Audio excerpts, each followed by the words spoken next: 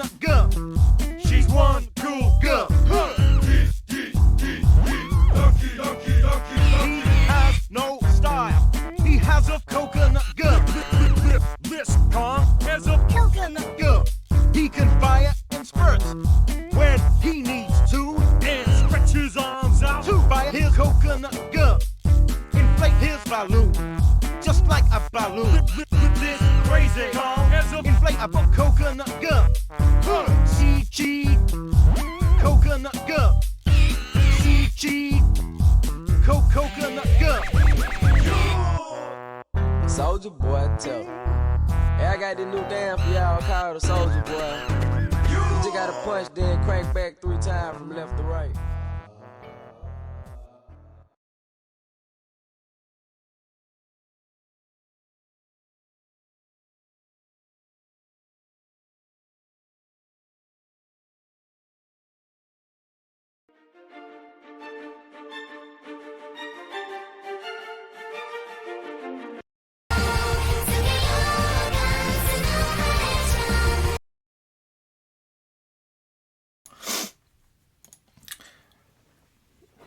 Revenge. Revenge.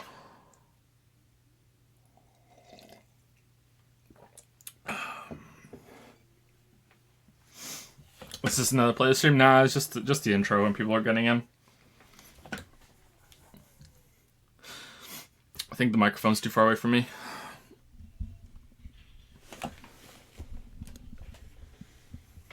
Okay, is that better?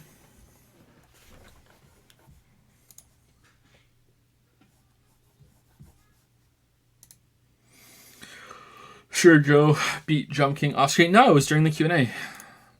There's a VOD. That's too loud.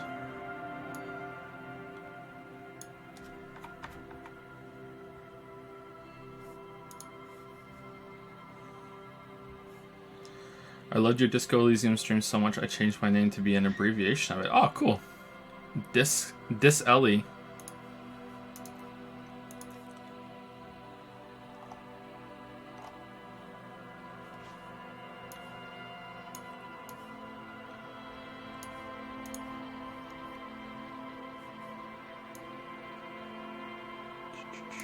I was watching your Danganronpa V3 stream on YouTube, but closed it so I can watch you live.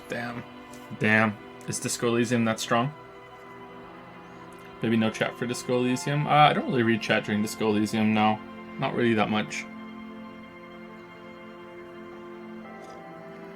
Any good dad jokes? Well, we have the dad joke calendar that we need to read through now. So, Tuesdays will be the most dad joke heavy because, you know, the weekend. So here we go. As a child, it was my dream to make a perfect bar of soap, but somehow it just slipped away. Yo, what? Saturday and Sunday get their own combined day? That's bullshit. What? Do these paper calendars usually do that? Wow, that sucks. Lame.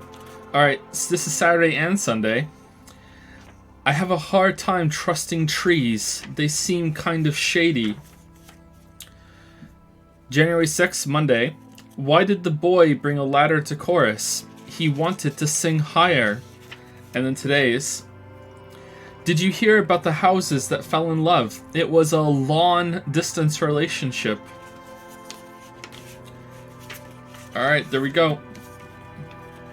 There we go. Those are terrible. Those are terrible. Terrible, terrible, terrible. Speaking of terrible...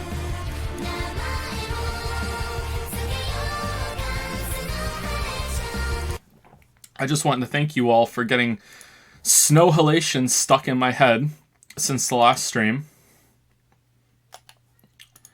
Thank you so much. Thank you so much. Anyway, so there's a new reward for Monocoins. It's 15,000 coins. It's a new reward.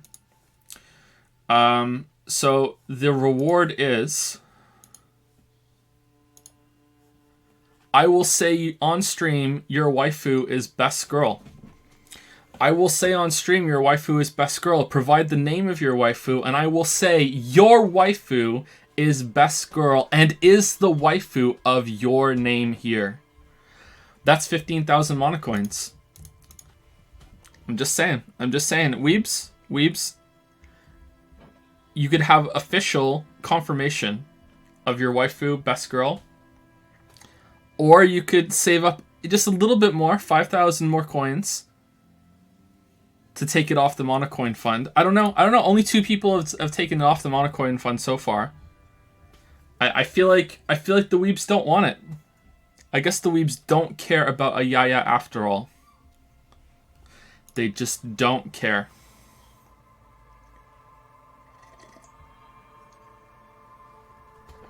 Oh my god. Wow. Wow. Wow. Unpossible Car has redeemed Ayaya Monocoin Fund 20,000. Here's the thing though. The first time we took off $1 million. We took off $1 million. And you all liked it. So we've established that I don't have to take off the exact amount that's there. Who knows?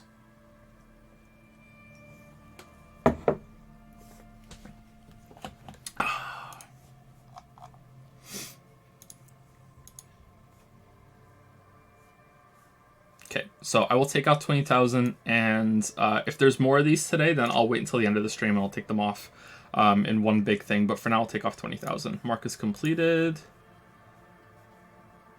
Manage rewards.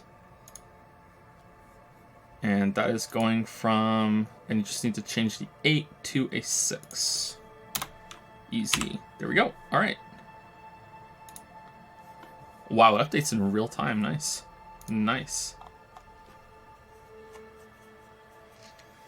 Wasting some highlighting so I don't accidentally click the IF on. What a hero.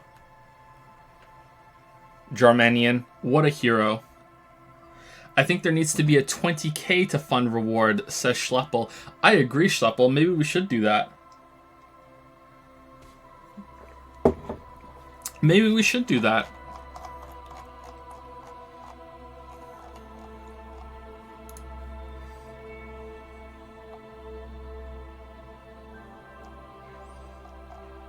I've been rewatching some real videos, and I gotta say that Outer Wilds is a game that solves the most glaring problems you have with 2 games you reviewed. Hope you get around to it eventually. Yeah, I'm really looking forward to playing Outer Wilds. It's really high on my list for playing. I'm really looking forward to it.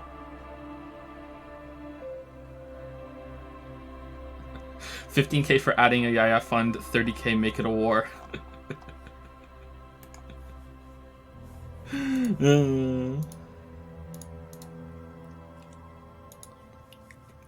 Is there another? There's another Yusuke art cop. That's beautiful.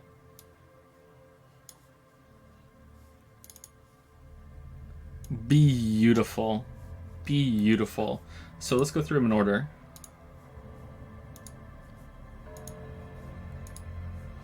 We're back to not playing games on stream. We're back on our bullshit, chat. We are back on our bullshit. The dad calendar just fell over. I almost put some on the screen there that I really shouldn't put on there. Holy shit. Oh man. That would have been bad. Alright.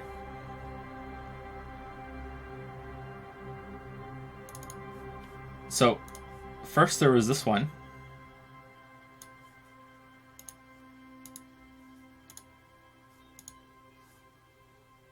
Then there was this one.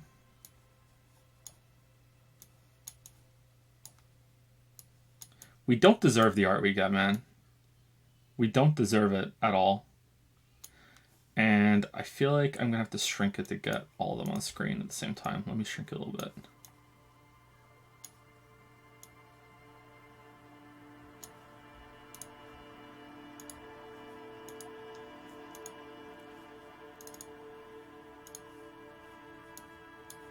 Look at your best boy, chat. Look at best boy. Look at this. Look at this. Look at your best boy with your special eyes.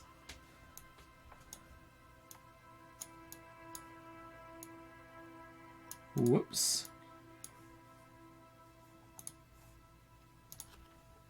Gorgeous. Gorgeous. Thank you, Q2. Gorgeous.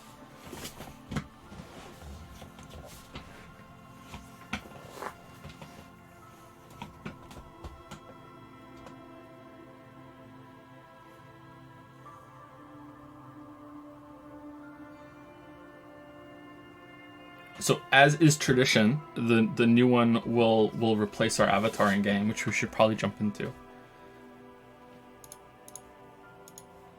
Pickle tie. Pickle tie merch when? Pickle tie.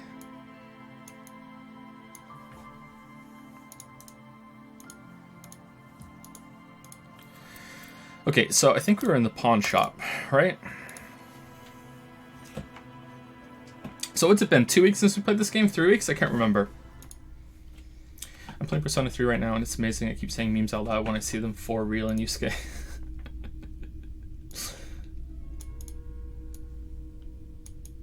Okay, so that's what our character looks like down here. You guys can't see my mouse, can you? Now you can. Alright, so this is what our character looks like down here. And we're going to just cover that up with Yusuke. The tie even matches. There we go. Does that look okay? It's covering up a little bit too much, but that's okay.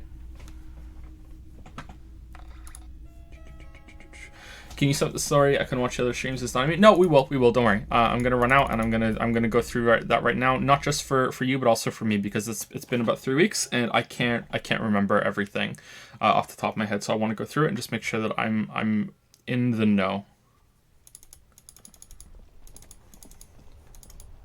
Is there a map? We haven't gotten a map yet. We have to buy it. It's like Hollow Knight. Will you someday play the Is games? Yeah, probably. I would like to play them at some point, yeah. My girlfriend thinks Sunday is the first day of the week. What should I do? Get another girlfriend. Monday is the first day of the week. Monday is the first day of the week, not Sunday. All right, so I think if we go into the hotel room, it's going to progress time, I think. I'm not sure, so we're not going to go into the hotel room, but I just want to walk through what's happened so far. Okay, so, oh no, it might not. Okay.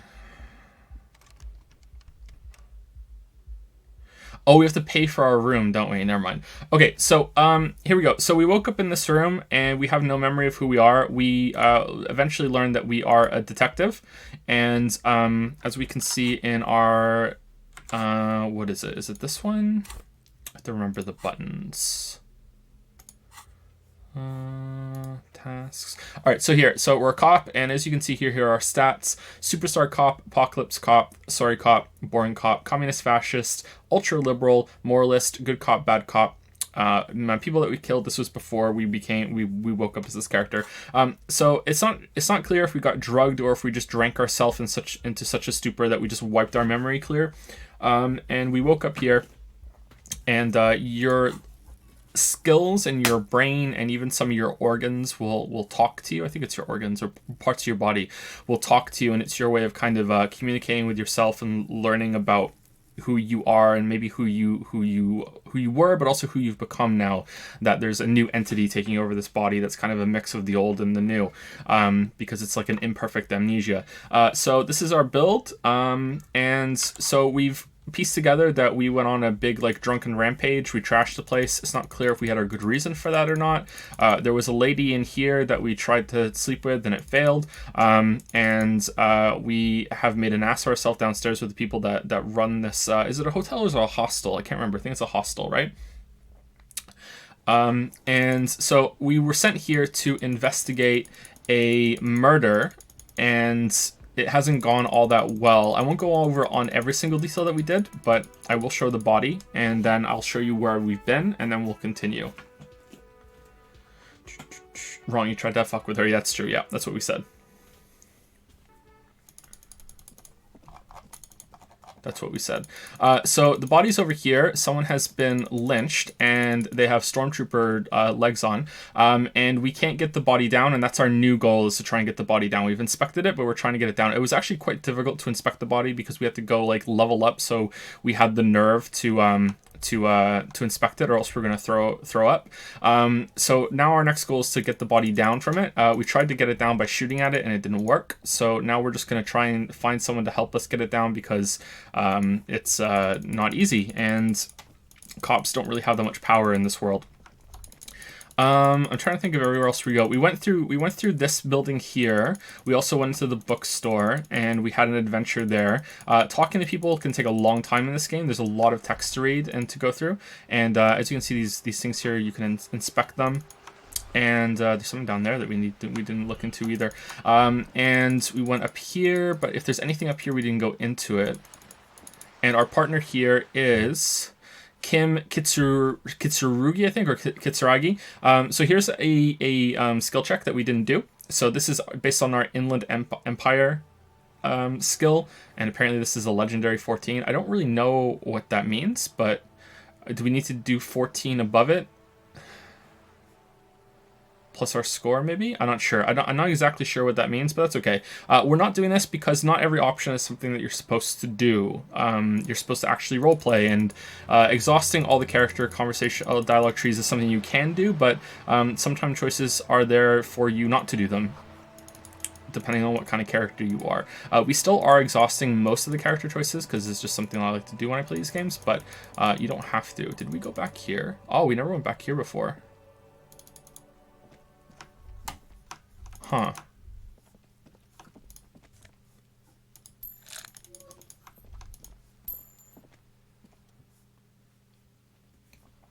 This is a wall on the side of an apartment building. Conceptualization. Impossible 18.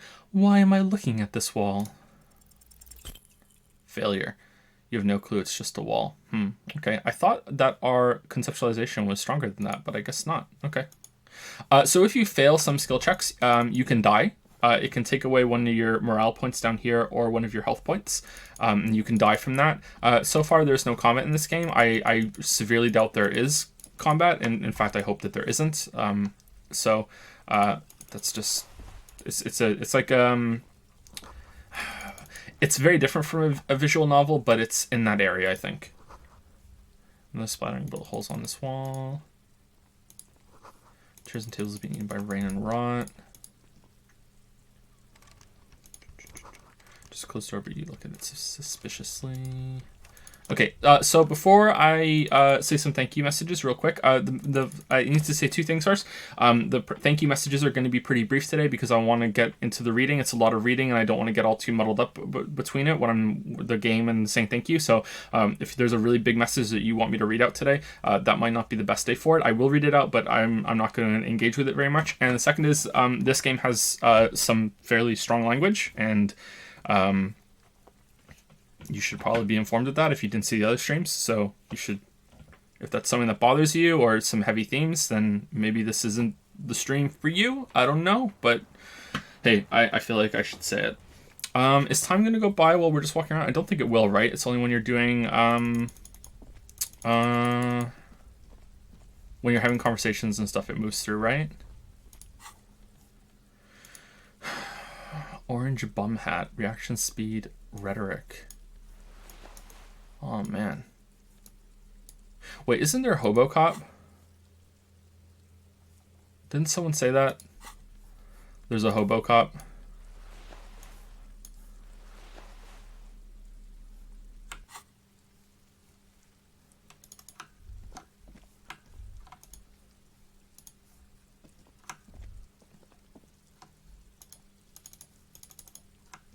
Okay, anyway.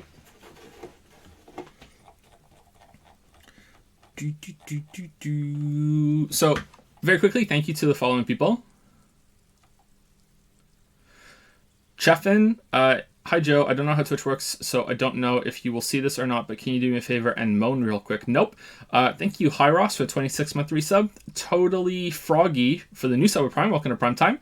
Thank you, Zorkiel, for the 3-month resub. Thank you, Petagames1 for the new sub with Prime as well. Welcome to Prime Time. Thank you, Puncake General. That's a cool name for the new sub with Prime. Welcome to the Pickle Jar. Thank you, the Gark, for the 26-month resub. I just realized, or just remembered, I'm wearing my contacts today, and it's kind of messing with my eyes a little bit. Thank you, That Guy Kitty, for the 2 and 3 sub. Hey, Jojo, as future emote idea, don't you think Himiko deserves some sort of emote? She still occasionally haunts us. JPH Pickle. Nope. Thank you, Zorgrox, for the 100 bits. 19 days since last disco. Also, Joe, I'm Not a Weeb Anderson has 14 out of 24 emote slots that are weeb related. Really?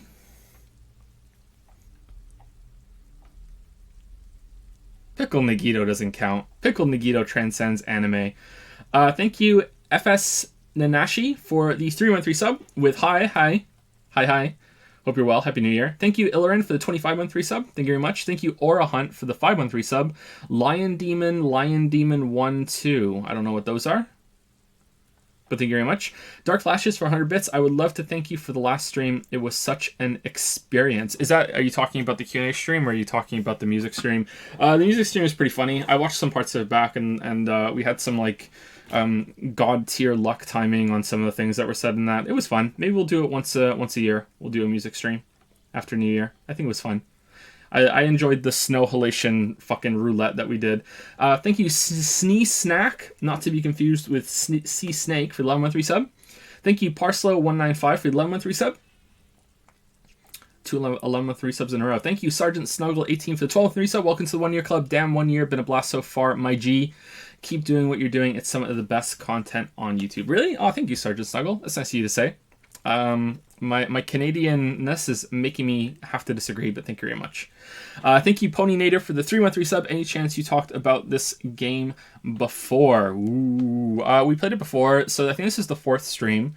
We're not even halfway through yet, so we're taking our time. But I think I did a recap before the sub came in, so I hope that was enough if you missed the other ones. Thank you, Fallon, for the 25-month resub. Okay, but can we listen to Snow Halation again? Nope.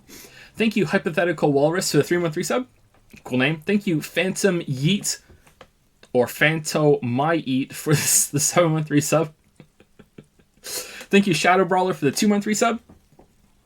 Drosophila used 150 bits to say, I haven't been around, so I couldn't say this before, but I also found this game to be extremely overwhelming at first. It literally took me like 10 hours to get into it, but I promise it gets more manageable as you get used to it, and now I understand why people praise it. I am enjoying it, even though it is overwhelming, but yeah, it definitely still is overwhelming. There's just seems like there's just so much shit to do. It just expands and keeps sprawling out. But yeah, I'm definitely enjoying it. Thank you, another Twitch account. I almost said which account. For the 4-month resub, I got gifted subs to the other channels, so I guess I'll give you some money. Well, thank you, another Twitch account. Don't enable a yaya. Thank you, Trail TV, for the 4-month resub. I love you. I love you too, Trail TV. Don't enable a yaya. Squirrel the Turtle 13 has resubscribed for 16 months. Oh damn, we made it, boy. 16 months and counting. Sad to have been missing so many streams, but still popping in to hope you are having a good day. Joseph, my brosif. Thank you, Squirrel the Turtle. Always good to say your name. It's a fun name to say. Thank you very much. Hope you're doing well and Happy New Year. Thank you, Artistic Mink, for the 14-month resub. Thank you, Nitos36, for the 5-month resub. Shoutouts to Lieutenant Kusaragi for being the best video game companion ever. Really? That high up, huh? We'll see. Thank you, Joe is Ayaya, for the new sub with Prime. I take it back. I don't say thank you to that. I'll welcome you to the pickle jar, but I retract my thank you. Thank you, Dr. Innuendo, for the new sub with Prime as well. Welcome to the pickle pile jar. I'm losing track today. I've been awake since 2 a.m, so sorry. I'm not as out of it as I have been in the past, but I am still a little bit out of it, so you have to bear with me. Thank you, Isolated Spaceman, for the 50 bits. Did you know that in weeb culture, the people that goes harder on weebs are the weebest of weebs? So that means you are a huge weeb. Not like it was a secret or anything, Kappa. No, I reject this. Nope, I reject this. If I'm to choose between two weebles, I'd rather not choose at all. Thank you, Shapanky, for the new sub of Prime. Welcome to Prime Time. Thank you very much, Shapanky.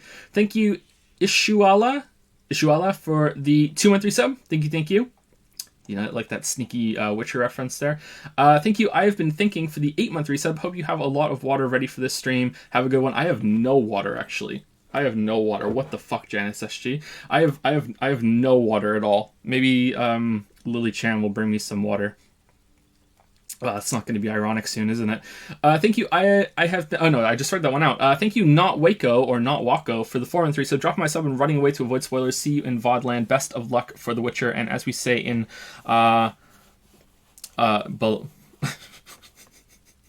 Bologna, Italy, hard balls. JPH Pickle. Thank you, Not Waco. Hopefully you see this in the VOD. Shout out to the VOD boys and girls. Thank you, Multi-Master World, for the 6-month resub. So me and my pals were thinking, and we came up with this. Every hot dog is a sandwich, but not every sandwich is a hot dog. Let me know what you think, Joe. No, we're not getting into this again. Nope. This is the reading the subs out and then saying nope stream. Nope. Not getting into it. Nope. The hot dog sandwich wars are over. Thank you, Big Ol' Ryan, for the 16-month resub. Hi, Joe. Love you too, Big Ol' Ryan. Hope you're well. Happy New Year. Welcome to 2020. Thank you, Hyper Grapes. That was a landmine. For the new sub of Prime, welcome to Prime Time. Welcome some grapes into the pickle jar. And thank you, Belendo Blaze, for the new sub as well. Welcome to Prime Time. Thank you, Belendo. Bloody Hilarious used to miss to say, okie dokie, short message then. Just wanted to say I miss this game a lot. Well, welcome back to you and to Disco Elysium. Doki Doki is apparently getting some updates. I don't know what they could possibly do with it, but... that's a thing, in case you missed that news. Thank you, Indie Gamer Luke, for the 500 sub. Can't wait for you to play Persona 5 Royale and Friendzone Haru again just to piss off chat. I don't know, man. The saying is, are we Haru or are we Harem? I don't know. I actually have some big plans for the Persona 5 Royal playthrough. I hope I can bring them to fruition. We'll see. I have some big plans. Thank you, Utter Sloth, for the 513 sub. Disco Elysium Pogchamp. Thank you very much. Madbake used some bits to say, show love. Hope it doesn't sound condescending or bothering, but please don't forget to compare the stat fan art and the Disco Elysium stat table. Did we do that? Did we do that in Disco Elysium, or did we do that on another thing? Because it's been so long. Hold on, I can put it on the screen. It doesn't sound condescending or anything like that. Hold on.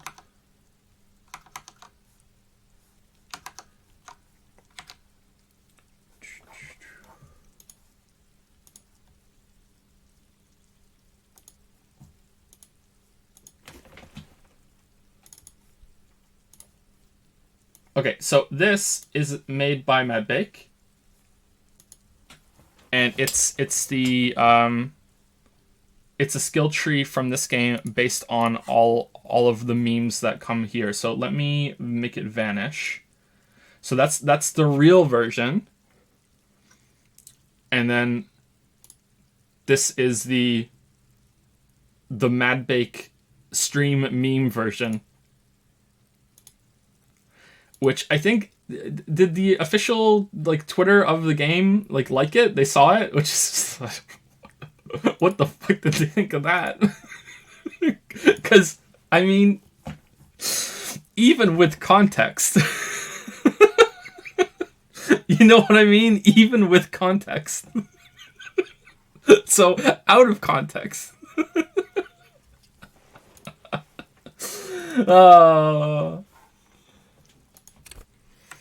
Even with context. Sorry about that, Mavic. I thought I showed it on a stream. I guess did I show it, but not on a Disco Elysium stream? I think that was it. Because it's in my stream fan art folder. Thank you to Janice SG for gifting out 20 subs in what is the current attempt to make me not actually play the game on stream today. So welcome to Trex13470, Danta Cure, Zorro Laventer, Gentle Nobra, Bloody Hilarious, Super Goober 33, Not Twitter Rowan, Yepress, KK Swookser, Gabe Dolvakin, Heavy Min, Gravel Mouse, Chihiro, Sura Nosferati, Senior Nosferati, Gary the Hot Soup Man. What? Why are you Gary the Hot Soup Man? Thank you, Punoko Face, Slay for Days Kappa, Derpy Ghost, Sly Garf, and Legitimate Time Cake. Thank you very much, Janice SG. There's always some ridiculously funny name in a gift sub bomb. Thank you very much. That's very generous of you. Welcome to the new people in that list. Also, Happy New Year. I'm always been a late VOD boy recently. Happy New Year, Matt Bake. Happy New Year, and thank you again for the for this masterpiece. There's a reference again between the two. Look like the perfect scale too. Look at that. Well, you play Outer Wilds? Yeah, well, we're going to play Outer Wilds sometime this year with chat turned off. And the last four on my list, Varvareth for the 10 with 3 sub. Hi, Joseph. Did you hear of what? Betelgeuse anomal dimming? What? Anomal dimming? That cold mean a supernova in about 10 years or 10,000 years, lol.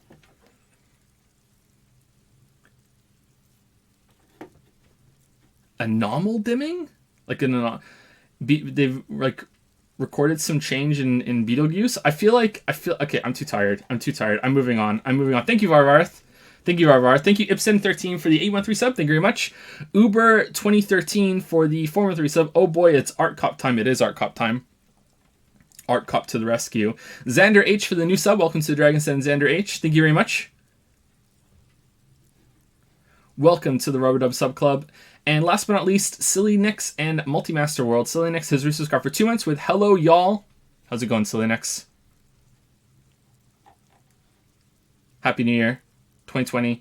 And Multimaster World says, also the highlights from Rusted Tier were great. Yeah, they were really good. People have reacted really well to them. It has done quite well. All right, so let's actually play the game after the half an hour intro. So let's go back to the pawn shop and see what's going on down there.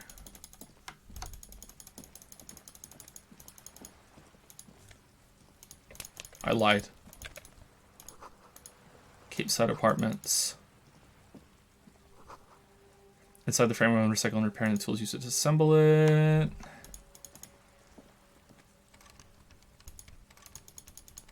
Okay, so it's locked or something? Hey, up here, Piggo. Can we talk to him from down here? Yeah, you better keep walking. The streets will flow red once more. A great torrent rushing down Rue d'Esperance. You wait and see. The girl stares at the sailboat by the pier. The streets will not flow red with anything. Who are you?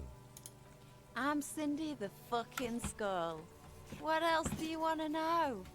Date of birth? Blood type?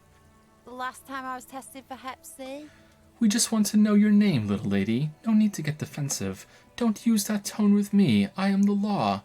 Let's start with your blood type and go from there. Hep, yeah. When were you last tested? Just answer some questions, okay? Number 3. Go where? Accosting a minor? Listen to your partner, pigman. Keep your grubby hooves off little old ladies. Despite the attitude, she puts the brush aside. Challenging success. A brush, an artist. The red splatter is urban expressionism. And we're an art cop. Catch you later, Cindy. You keep looking off to the side. What are you looking at? What are you doing to the wall? Do you know anything about the recent murder? She nods disdainfully toward the woman performing maintenance on the boat dock next to the pier. Hatred, disgust. It's difficult to tell which of the two is more present in her girlish features. The woman on the boat does not notice her staring. She hisses, "That ozone whore. Someone's gotta keep an eye on her." Ozone is an archipelago 2 days travel from Revachol. Is it Revachol or Revachol? It's Revachol, right? It's moneyed residents used to posh restaurants and upscale boutiques rarely have reason to visit matinees. Probably the Wild Pines rep. We should talk to her. He nods in her direction. She's a professional negotiator, though. I have the feeling she will be very cooperative while telling us nothing.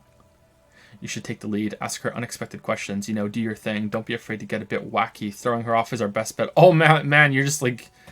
You're unleashing the Hulk here. Good idea, piggies. Run along now. Fuck her shit up good and pound that boat while you're at it. I'd like to watch her swim back to Ozone. What are you doing to the wall? Can't you tell? I'm painting a beautiful mural, an aerograffito visible from low orbit. She studies the wall, suddenly pensive. I haven't really started it yet. I'm waiting for the right words. So you don't know what to write? Why are you so committed to defacing the building? I have an opinion on this. Want to hear it? Yeah? I love public art. Don't mind us. Keep doing what you're doing. I'm gonna have to stop you. This is hooliganism. Actually, I don't have an opinion. I lied. Thanks. I'm sure the inspiration will come to me now that I have an official RCM stamp of approval. She means the opposite. You've lessened her desire to deface the building. Yeah. Do you know anything about the recent murder? She wrinkles her nose. I ain't no snitch. Pigstein? Go forth and forage in someone else's shit. No shortage of squealers in these parts. Actually, there is a shortage of people who have us in a normal, calm, informative manner. Sorry, who talk to us in a normal, calm, informative manner. We weren't put on this earth to make your life pleasant, fucko. Catch you later. Watch your back. Ungulate? You've got eyes on you. The crowbar will let you open lock container. Oh yeah, the crowbar. There's tools. Yeah, sorry, I forgot. So let's put the crowbar in our hand. And we just get clothes. Signal blue naval coat lowers half-light, gives a suggestion, but it replaces what? It replaces Esprit de Corps. Okay, this looks awesome. Okay, but what's our half-light skill? Half-light is our ability to threaten people. We're bad at that already. Fuck it. This is what we're wearing now. That's the flashlight. That's her thing. All right, so let's talk to Kim. We should think about calling it a day, maybe. The nights are still miserably cold this time of year. I haven't paid the cafeteria manager for damages yet. You should take care of that then. But I don't have the money. Let's talk to him anyway. An officer of the RCM shouldn't be sleeping in the streets. We'll figure something out. Though he finds the situation frustrating, he is doing his best to not make you feel any worse than you already do. Aw, Kim's such a bro. What if we don't fall asleep?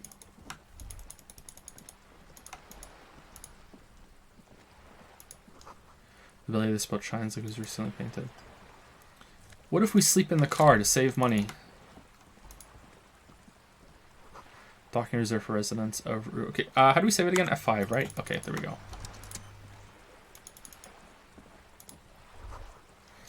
Your room in the Whirling isn't much bigger than this sloop. This is worth more than you'll ever earn in all your life.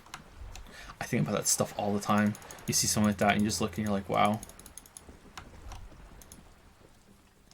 Joyce Messier.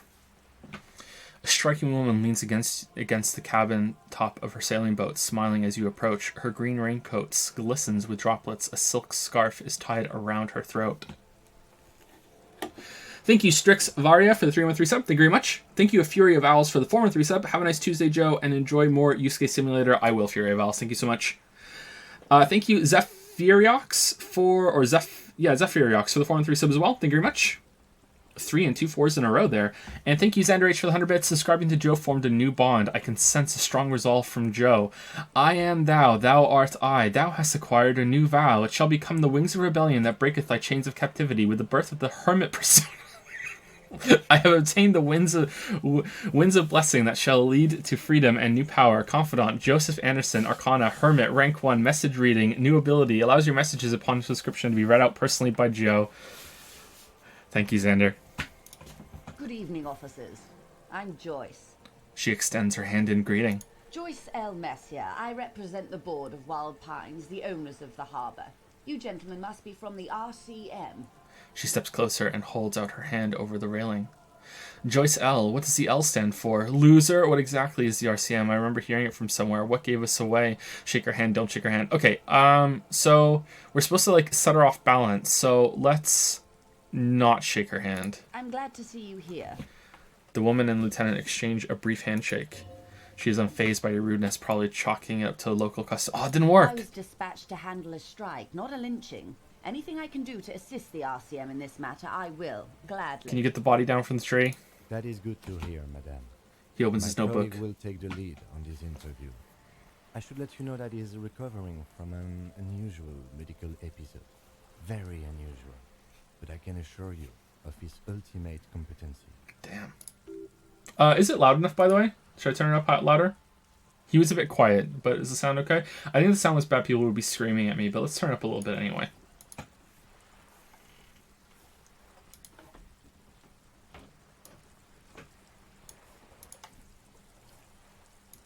There's a trace of irony in his voice, mischief even. This is a tactic.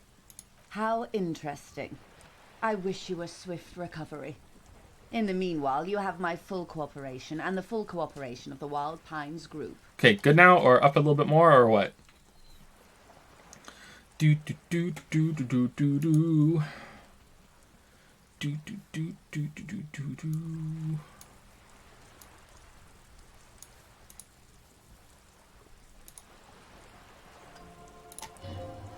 It's hard to get a read on her precise disposition, but she appears helpful. You're on a boat.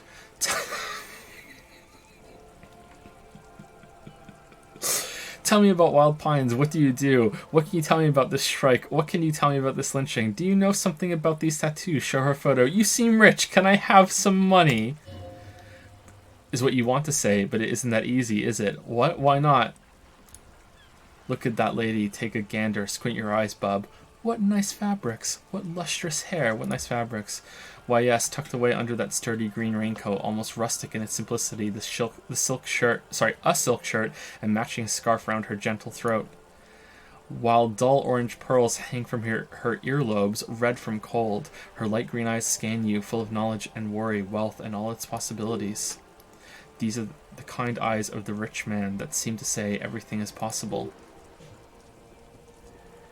Within reason, yeah, so. Now look at you, you misery-clad simian, barely able to tie your own laces. Your armpits are lakes. A scythe of booze precedes you. Your hair sticks to your forehead and your underwear feels uncomfortable. You're poor as balls. You can't ask this person for money. You're too ashamed. I'm not ashamed. What is this feeling? I've never felt it before. I'm a goddamn working man. I'm not ashamed to shake this leech for some dough, as I should be, for even considering it. This is a woman, and I'm a man. Yes, I should make my own goddamn money by now.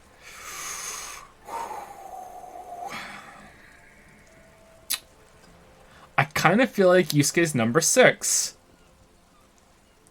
Yusuke's rarely shamed.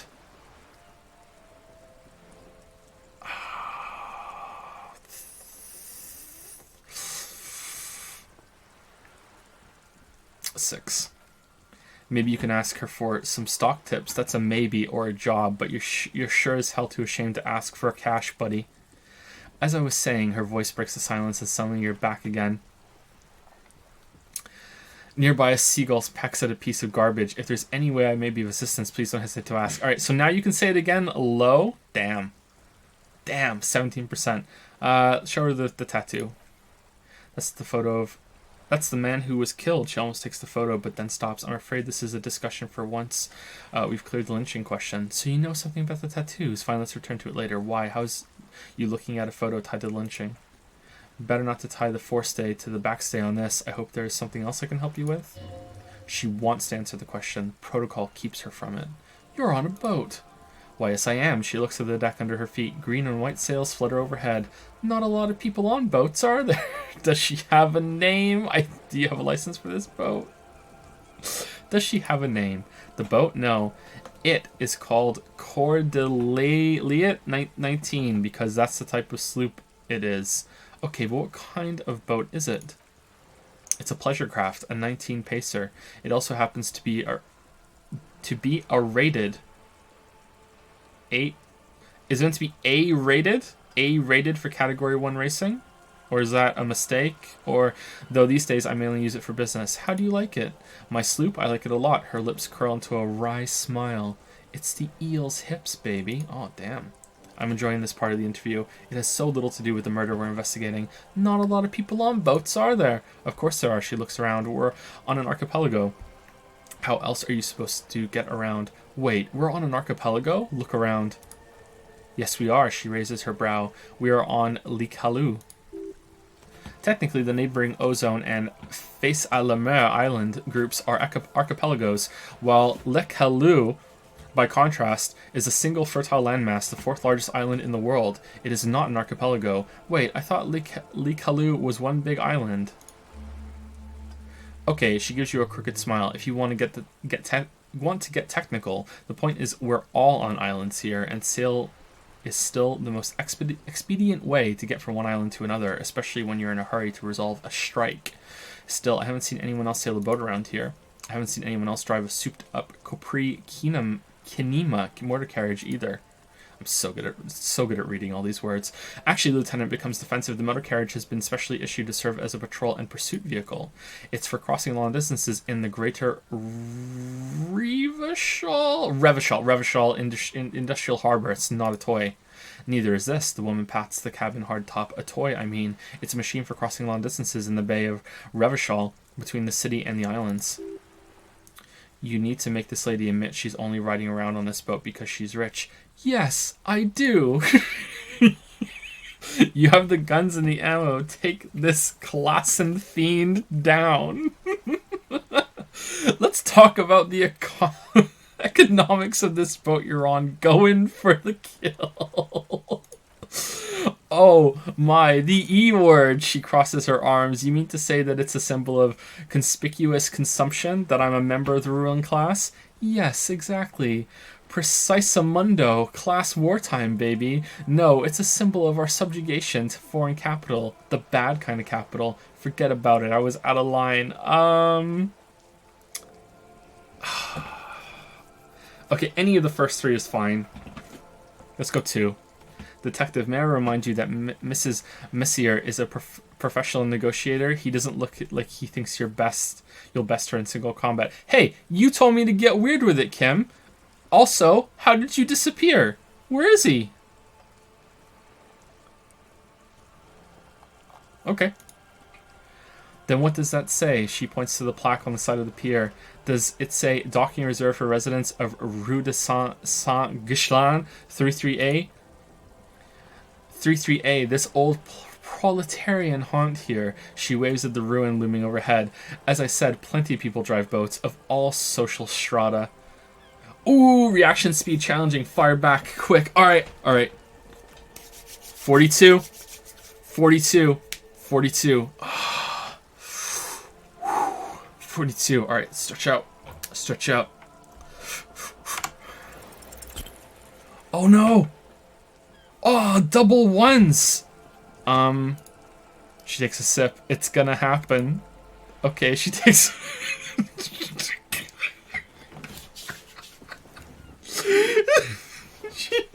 Something is about to happen. Point to your head. In here. Of course. Nothing happens for quite a while. They will come from my head. The arguments. Wave your hand next to your head. It will help. And it doesn't. Keep waving your hand slowly. She inspects the motion. It's as if there is a tiny spinner on the side of his head and he's reeling thoughts out. Except he isn't. The lieutenant is satisfied with where this is going. A thought is going to come out of my head and into my mouth, and I will say it. Keep doing it. Keep...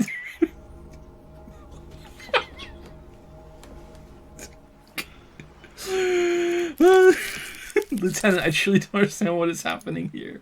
I told you his methods are unconventional. I swear to God, I'm usually sharp. I don't know what happened. Why am I not killing it? Your marbles on glass, dear. Don't worry. What were we talking about anyway? It was quite a while ago, but I think, she looks around, yes, we were discussing my fast, large, inelucidably middle-class boat. Do you have a license for this boat? Officer, I assure you, I'm a highly qualified pleasure craft operator. The crowns of her teeth are porcelain. Why does the boat's hull, as she smiles, didn't answer the question. Her nonchalance might be related to something called the Wayfarer Act, a law that says she doesn't need a license. Sly Fox, you're not aggressive enough to harass her further on this. Alright. Tell me about Wild Pines. What do you do? What we do, I'm afraid. I don't speak for Wild Pines as a whole. It's a giant undertaking. There was a touch of discomfort there. She wants to merely represent. So what do they do? The Pines' core competency is logistics, container shipping, freight, that sort of thing. She points to the small dots on the horizon. See those airships there blinking? Those are the shipping side of things. Then to the east toward the harbor, and that is the terminal. Another subdivision deals with energy, oil, and gas exploration offshore platforms. The Wild Pines group of one of the original Rivacalian Indo tribes, companies awarded royal monopolies by the king, the suzerain himself. Did I say that wrong? Did I say that right? Suzerain? Himself centuries ago. The king is long gone, but several of the Indo tribes remain. Suzerain? It's just suzerain? Who are the other Indo tribes? You're in good company, it seems. Who are the other Indo tribes? Saint Baptiste, Lum, an unknown entity known as Brightest Star. Ooh, okay. You're in good company, it seems. That's cool. Why, thank you. She does not register the real meaning of the remark. I really like ostentatious names for things in media. I don't know why. I usually don't like that kind of like masturbatory kind of style of writing where everything's just like so over the top. But when it comes to names of things, I really, really enjoy that. Why, thank you. She does not register the real meaning of the remark. How much money does Wild Pines have? I'm not at liberty to discuss the company balance sheet, but I can tell you that last year the company booked more than 20 billion real in revenue. Wow, that's it? I thought Wild Pines was supposed to be big time. Numbers like that mean nothing to me. The money I owe is so much less. Fuck it, let's go. Yes, past a certain point, numbers begin to seem imaginary, but they are quite real for the 72,000 employees who depend on Wild Pines for their paychecks. A conglomerate the size of Wild Pines is like a shark. If it stops moving and growing, it will die. Then what will become of those 72,000 families? It is a tremendous responsibility. Where does Wild Pines get all these billions? That's all I need to know about something else. They started as an exploration and cargo fleet conducting trade between the Sumerian and Insulindian, right? I think. Isolas 250 years ago, when pine ships explored the South Seminoes and charted Lo Manthang on behalf of the suzerain. Or suzerain? Suzerain or suzerain? I think suzerain, maybe. Centuries of care, deliberation, and madness have gone into this endeavor. Vessels pass through the great unrest to re-emerge with apricots in tow. The logic of the system is totalizing. It's taken everything from its employees to build it. It probably helps to start out with a royal monopoly. What does such a huge system want with a place like this? Look around. You mean aside from being the terminal's legal owner? She gives you a little smile. Who are responsible for moving 8% of the world's cargo? 8% of all cargo in the world? That's quite the endeavor indeed. You don't keep it moving, the workers do. The company is nothing without them. That's all I need to know about something else. 8% of all the cargo? She nods forcefully. There are no minor cogs in the system. Each terminal must be accounted for. Each terminal must be accounted for, lest the entire system break. Every hiccup is such a system. What? Sorry, every hiccup in such a system means thousands lose their jobs the world over. I'm here to assure that doesn't happen. With your help, hopefully, says her warm tone. Can you tell me about the strike? Everything, she smiles, right up to, but not including trade secrets. Wait, what if I want to hear about trade secrets? First, you have to repeal the Emergencies Act of Trade and Aliments that gives me the right to silence. It's quite the octopus. The octopus that straddles Revachol, the Emergencies Act. It is the cornerstone of post-war Revachol, inseparable from the world it created. An octopus? I will slay it. How do I repeal it then? Wouldn't want to disturb an octopus. Better let it be. I am glad you see it that way. To repeal the act would mean repealing the coalition government, the one that leases you the right to police West Revachol. You'd be shooting yourself in the foot, in other words. Leave it alone. But I am derailing us. You want to know about the strike. What is your role in this precisely? I believe the official title is Senior Labor Negotiator. In practice, I'm a grocery clerk. I relay the union's demands to Wild Pines and return with Wild Pines' counteroffer. No way, she's more. She can make decisions.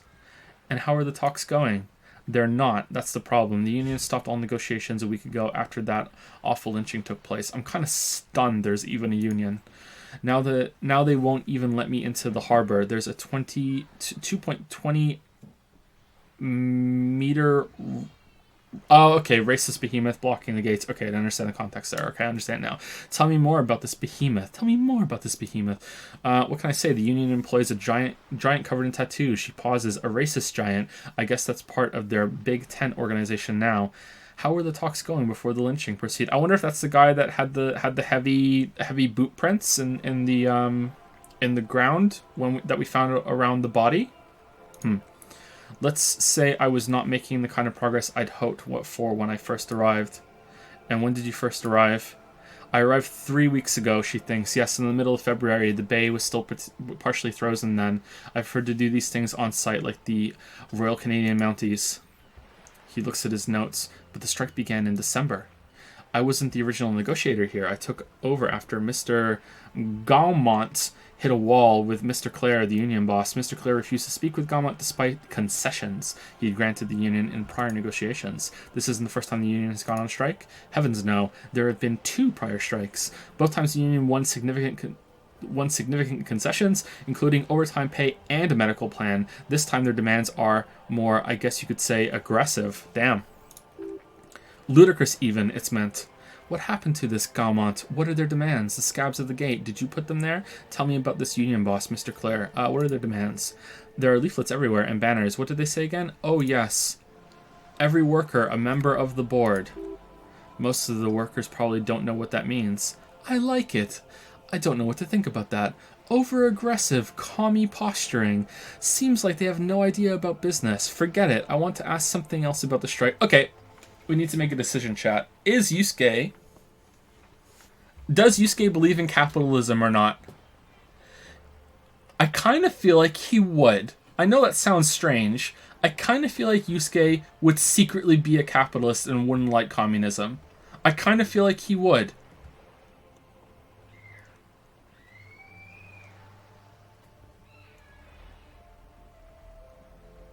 No, he's an artist. Damn. There's a lot of prejudice in chat right now about artists. What the fuck? I just when I think of Yusuke, I don't get a like a communist vibe from him. I don't know. Maybe that's just because I feel like he wouldn't really think about that much and he would just want to like, yeah, the status quo's fine, I don't give a shit, just let me draw. I don't know. You know, artists, those arch fascists. Damn. Any capitalist is fascist. I don't know. I don't know what you would be, actually. I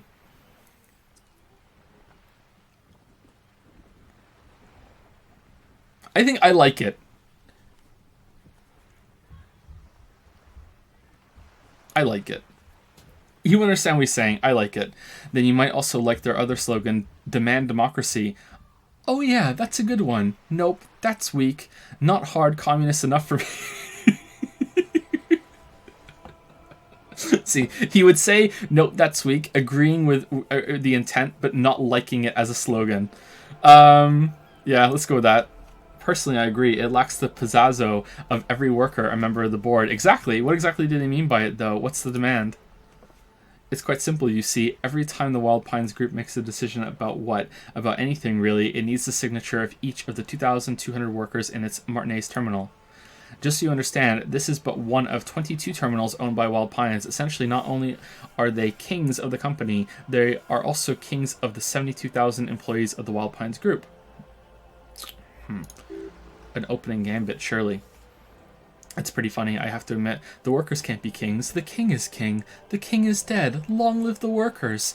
Sounds like an opening gambit. Proceed. What are you gonna do? Alright, so proceed means we move on to something else, right? So that's pretty funny, I have to admit. They're having a blast, but how can they afford it? After 4 months, my assumption was they would prefer a more practical solution. Sounds like an opening gambit. So I hope, she nods. But this type of opening is usually followed by a more reasonable offer. I've yet to hear one. Just the same nonsensical slogan repeated over and over again.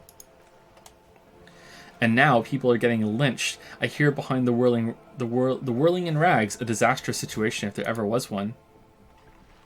Excuse me, the lieutenant looks up for his notes. From whom did you hear about this lynching? Her reply comes quick. I first heard it a little too quick. I first heard it from the boy at the gates.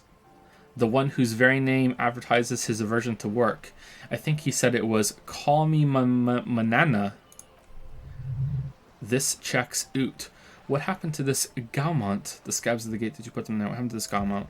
Mr. Clare told him to, how did he put it? She pauses to compose herself. Fuck off, midget. Galmon is short of stature, you see. Okay then. Cool.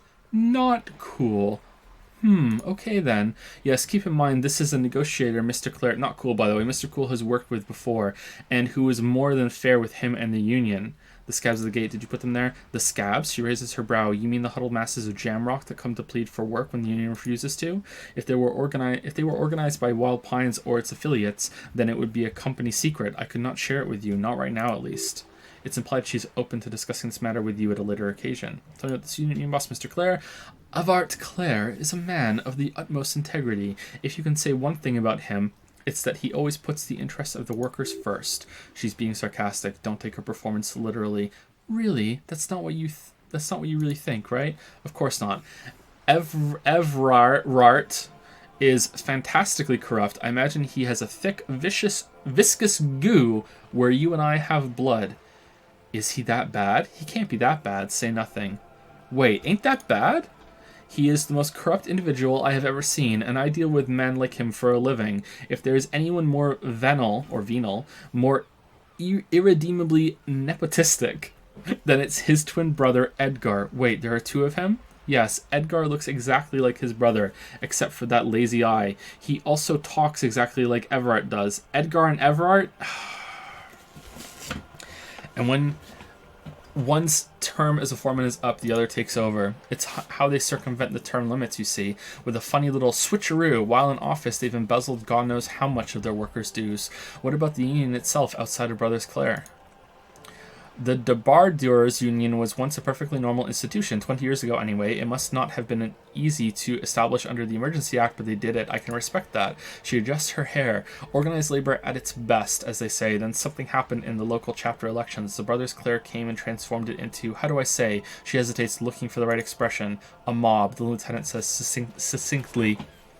The Debardeurs are a crime syndicate. Sad as it may be, we're forced to cooperate with them. Refreshingly honest, officer, she nods. The company has tried appeasing in the past, and I'm afraid our concessions have only emboldened Everard and his brother. She turns to you. And your opinion, detective? If I may ask, I'm curious.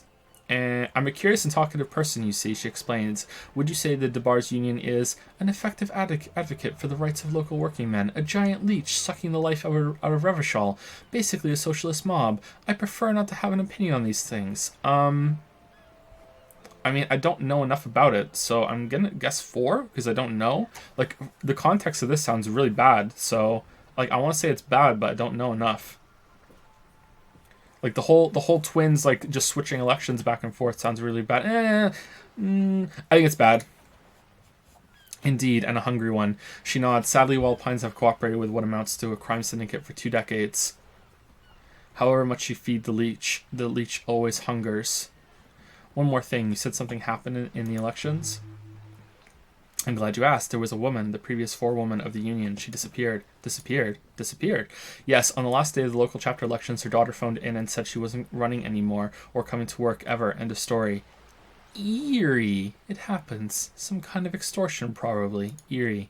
Downright haunting, if you ask me. The Wild Pines suspected foul play, but what could they do? It was a union matter. The point of the presentation is these kinds of things happen around the Clares. Watch out when you're dealing with him. The 16th student. Thank you for your concern, ma'am. We'll be just fine. That's all I needed here. Let's change the topic. We're still not done. What can you tell me about the lynching? Quite a few things. I'm afraid she falls silent for a moment, contemplating something. Secret task complete. Interview the Wild Pines rep. Gain experience 10. The information I'm to share with you includes sensitive trade secrets. For the sake of my employer, I have to ask for your names and badge numbers. Oh, shit! Oh, no, we don't know that! Of course, man, we should have introduced ourselves. Lieutenant hands her piece of blue plastic. I'm Lieutenant Kitsurugi from Precinct 57. He points to you, and this is my colleague from Precinct 41. I'm afraid he doesn't have his badge at the moment. I hope mine will suffice. How curious. She returns to the Lieutenant's badge. And turns to you. Why is that, detective? Awkwardness washes over the conversation. The woman doesn't like this turn of events. 'Twas stolen by some artist, surely. Best to pin the blame on them. Everyone knows you can't trust artists. Why should I blame it on an artist? Some artist type stole my badge. It was a mistake to trust them. Remember when my partner told you I'd recently suffered from an unusual medical episode? My lost badge is related to it. Why should I blame it on an artist? Everyone knows you can't trust artists. They're nearly as bad as clowns. Some damn clown stole it from me. It's a long story.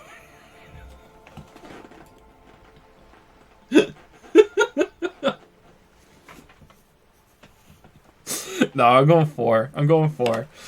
I see. She looks increasingly worried. So you're saying you lost your badge during the course of this episode? It's possible. After a night of heavy drinking, I lost all memory of my life in the world. I could have eaten it for all I know. I don't remember anything. This world, the city, nothing. Yes, if we shit it out later, I will be so impressed. Oh dear, she sighs with compassion and sadness even. I suppose this does explain some of the more curious turns in our conversation. She must have been suspecting something for a while now. As I said, ma'am, Lieutenant interjects. His technique may be very unconventional, but he is an officer of the RCM. Of course, I sympathize, but I'm afraid I simply can't share anything more until I've seen that badge. Hang on, she's a professional negotiator. She should be open to some sort of mutually beneficial arrangement. What kind of arrangement would it be? Then I'll find it some... I think if you do these, sometimes it raises the amount of what?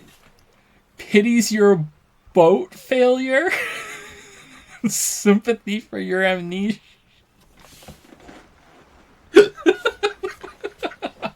Let's go with this one. I think it sometimes it can make you have a higher chance. Wow. I mean, favors for favors, a dirty alliance of some sort. Consider this. Perhaps she has been planning it all along, that you convince yourself into colluding with her. Oh, it did. A dirty alliance. Yeah, okay. Wow, double 6s. That's a waste. Easy, just offer her a favor, like I said, nice and dirty. Surely there's some other way to demonstrate our law enforcement credentials. Zip. I will be frank with you. She puts down her thermal cup. If I'm going to break protocol, I need to be able to justify it to my superiors. They're going to want to see something very tangible. You're in, but expect her to drive a hard bargain. Like what? Reports from inside Terminal B suggest it's a hub for the local drug trade. This is an open secret in Martinez. The Union controls the terminal, so it goes to reason. The company has tried looking into the matter before to no avail. Perhaps someone with your authority and resources might turn over the right stones? Or she picks the cup back up. You can recover your badge, though if I may be blunt with you, it sounds like that may be a lost cause. I don't know, I might poop in 2 days. Detective, the lieutenant closes his notebook. A word in private before we continue. Excuse us for a moment, madam. Whoa, he was inside of us. Alright. This is not going quite as I hoped it would, Detective. The lieutenant's voice is hushed. Sorry if the weebs in the chat can't hear that. How did you hope it would go? Honestly, I was expecting you to use your unorthodox technique to keep her off balance and, not volunteer us to be her henchmen. Oh, so we're henchmen now. Really? I thought it was going so well. This woman is running circles around us. She might have known about your misplaced badge all along, or she's simply an adept improviser. Either way, we've played straight into her hands. He doesn't let it show, but there's a limit to how much the consequences of your unprofessional behavior can cost the investigation. Maybe this is all her plan. She might have heard about you. I'm sorry for putting us in this situation. I'll handle it. The company must have more ears on the ground. She could have known about my condition. Her proposal was likely part of her design. This all is. What do you propose that we don't investigate the drug trafficking? We could just, find my badge. Number 1.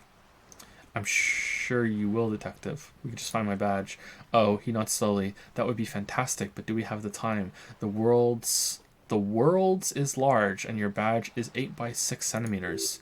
The situation might have changed drastically by the time you locate it. Time is of the essence. You could request a new one from your station, but that would literally take months. I wouldn't go that far. Her reaction did come off as sincere to me. I think she's just quick to adapt. She's a professional after all. Her proposal was likely part of her design. This all is. Yes, knowing this does not really change our position, however. Would you propose that we don't investigate the drug trafficking? No. If there is a reasonable suspicion, we must investigate. Otherwise, she could claim we're siding with the Union, or that we're on their take, or take. We'd never hear the end of it. What I propose is we ask her, then we investigate. Briefly, he adjusts his glasses, but do not share the outcome of this investigation with her. We tell her it's done and demand for her information on the lynching. Let's get back to her then. Conclude. All right. This is interesting. You're back. Good. What can I help you with? Say it. Can I have some money? Herd of billions. God, I really want to do it. You seem smart. I need someone to give me a lowdown on this reality we're in. This reality. She pulls her hood closer around her neck. This is what we came back to say. Yes, reality is your side case.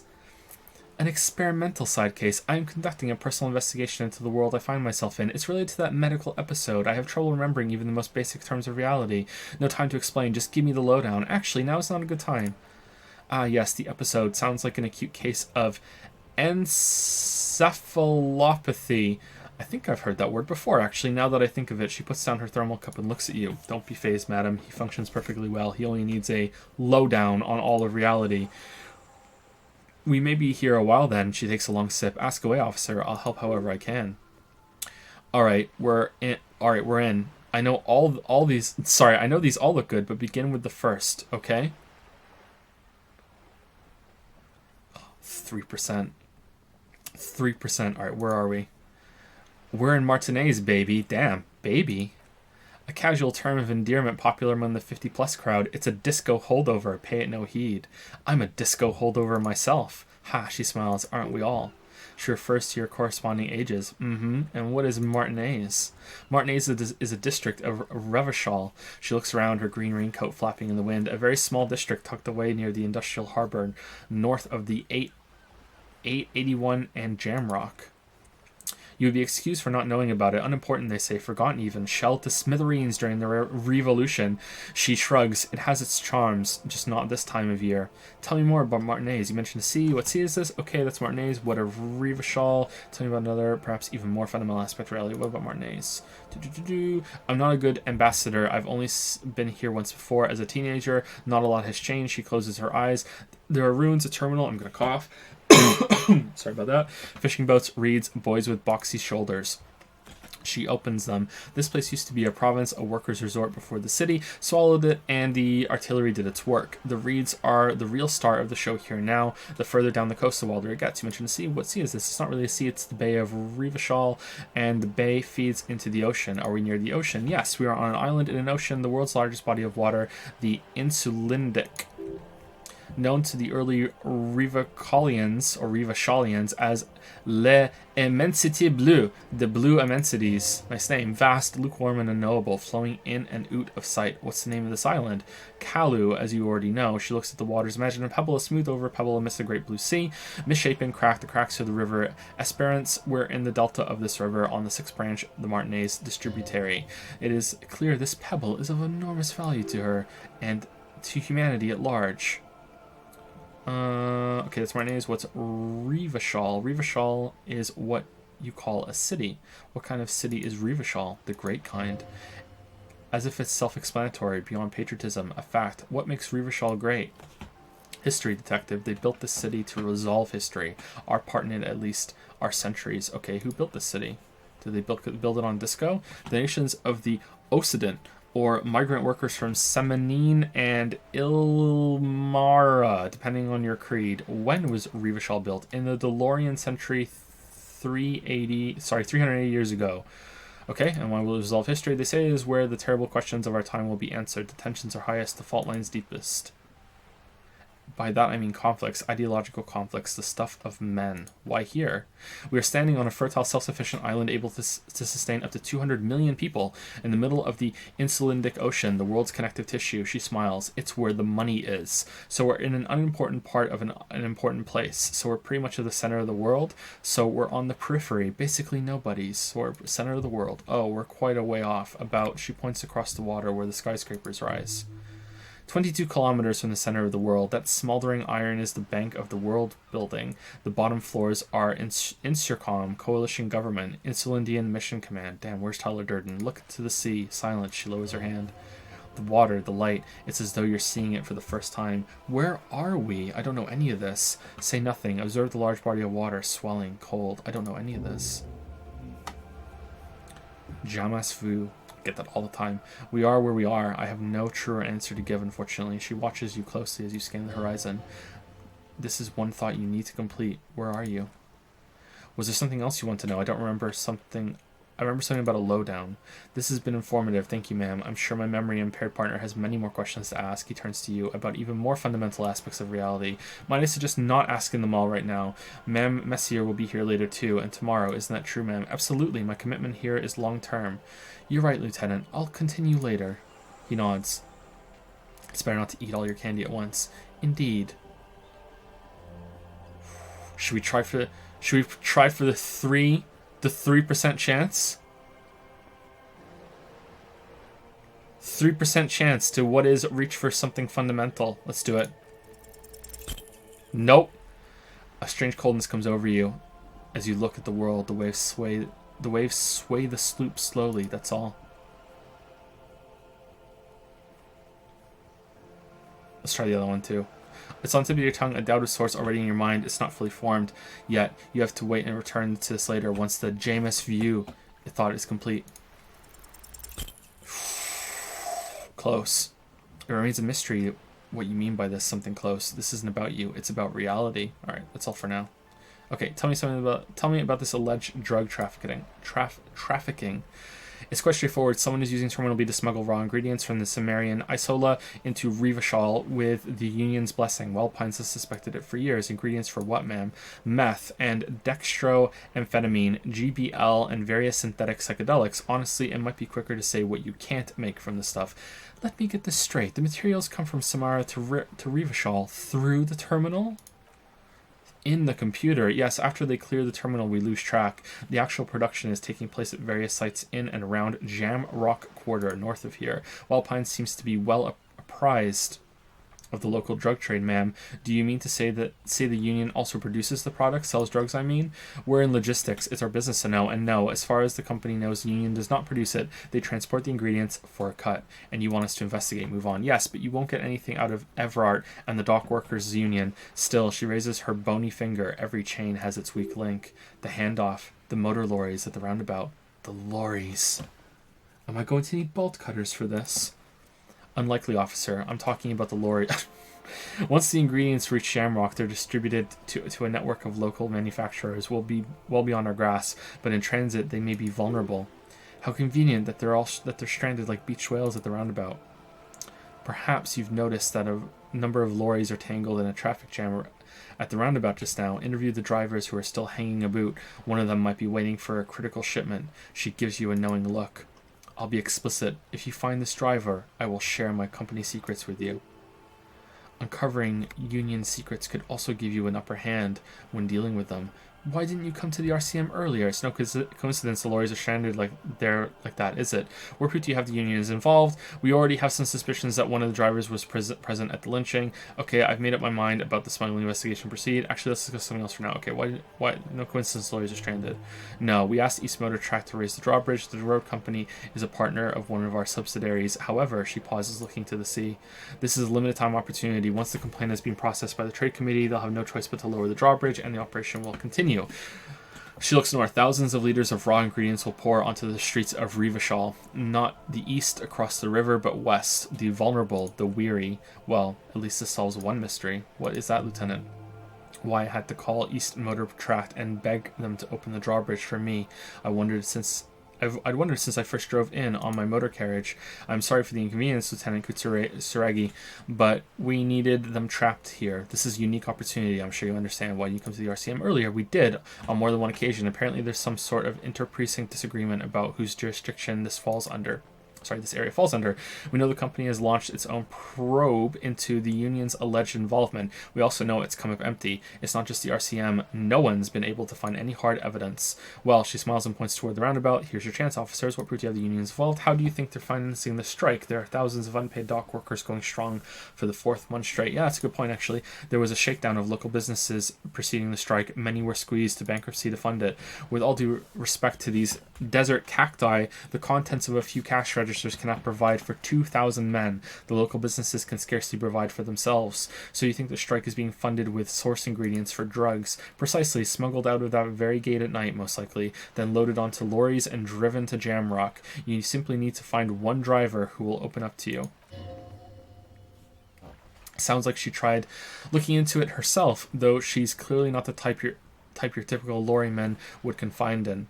We already have some suspicion. Blah, blah, blah, blah. Okay, I kind of feel like we shouldn't say this because it's like giving her information of the investigation. But at the same time, I don't know why I kind of trust her. But maybe that's because she's a good negotiator, and we shouldn't. I'm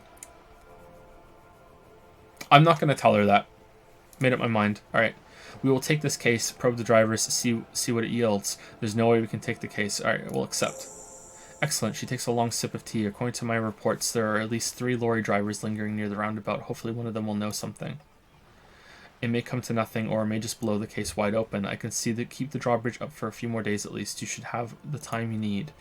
In the meantime, let me know if there's any other way I might be maybe of assistance. She takes another long sip from her seemingly bottomless thermal cup. 20%. I just like taking chances. Take a chance, take a chance, take a chance, take a chance, take a chance, take a chance.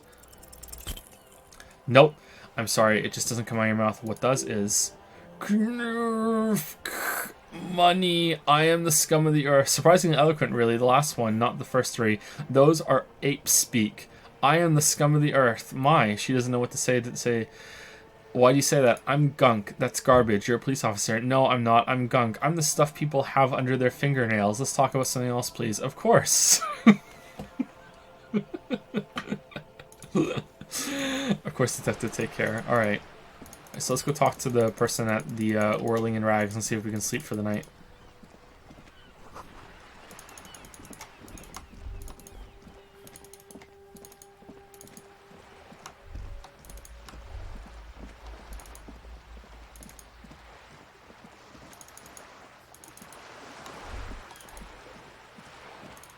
Damn, doesn't that text look good on that window? Whoa, what's this down here?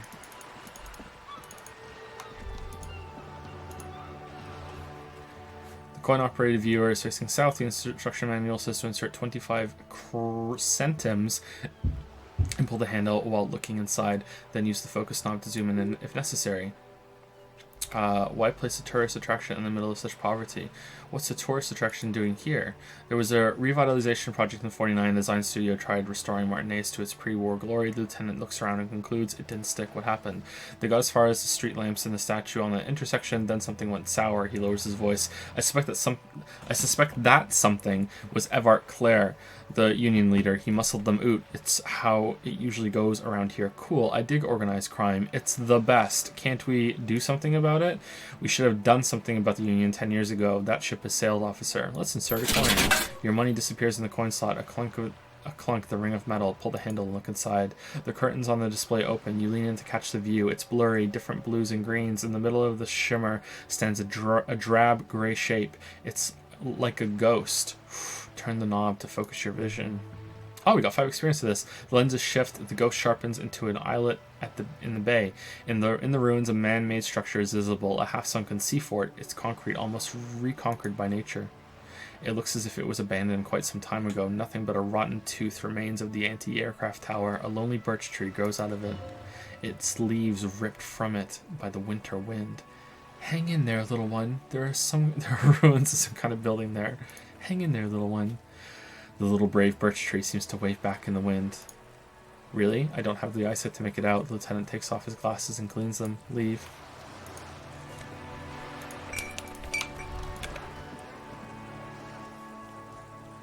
This coin-operated viewer is facing southwest. Its coin slot is full of fossilized bubble gum, rendering the machine permanently inaccessible. Poor little viewer. Pat it.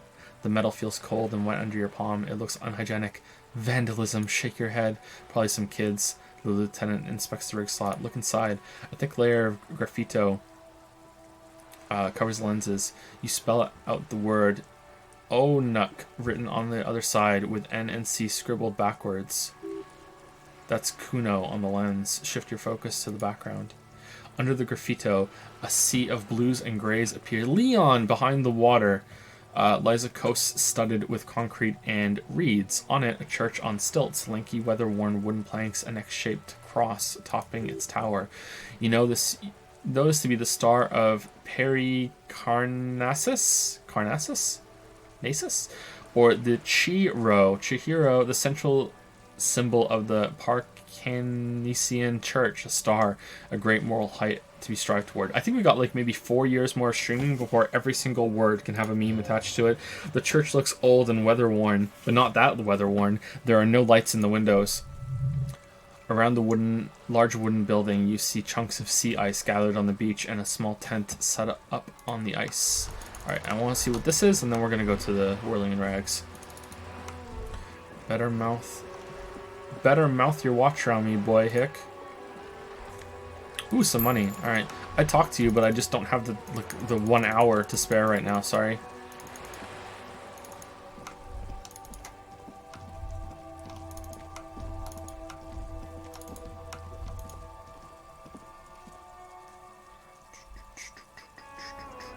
Okay, by 2 in the morning, everyone's asleep. Okay, so it seems like 2 in the morning is the cutoff, but maybe we need to, like, go to sleep early tonight for whatever reason. Or maybe we can resolve it early. Let's see. Can I help you? Gart, the cafeteria manager, can I help you? Goodbye. Okay, I thought we were supposed to talk to him. Kim? Yes? No?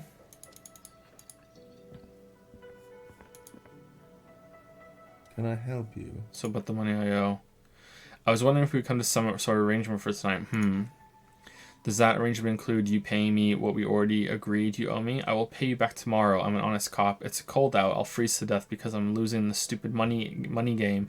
Come on, man. After everything I've been through. Kim is about to say something. Let him. He adjusts his glasses. I understand your predicament as a manager. However, I feel I must remind you that we are here to conduct an important investigation that also affects your business. Forgive me for saying this, but your colleague seems more committed to drinking, and he stops mid-sentence. I mean no offense. It's really nothing personal. I just have to protect the interests of this establishment. Hold on. I still have my key, you know. This conversation isn't going anywhere, is it? Still have my key. Good luck trying to use it. He taps his foot against a metal box installed in the back of the counter. All the locks have an electronic component. They have to be unlocked down here with a master key before your guest key will open the lock. I'll find a way in. I'll break the door down. This conversation isn't going anywhere, is it? Not until you bring me the money. Okay, he turns to you with a heavy sigh. I might have something in my motor carriage we can use when you're done here. Oh, Lieutenant, we're done here. We were supposed to be able to sing at some point. Doesn't look good. Alright, Kim, what do you have in your motor carriage that we can use? Is it money?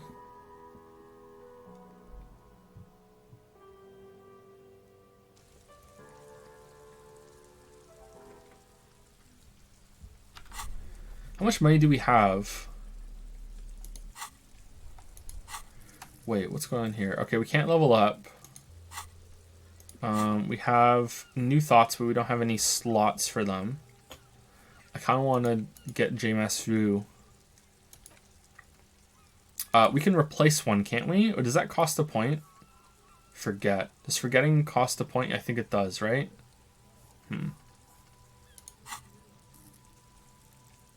I can level up, really?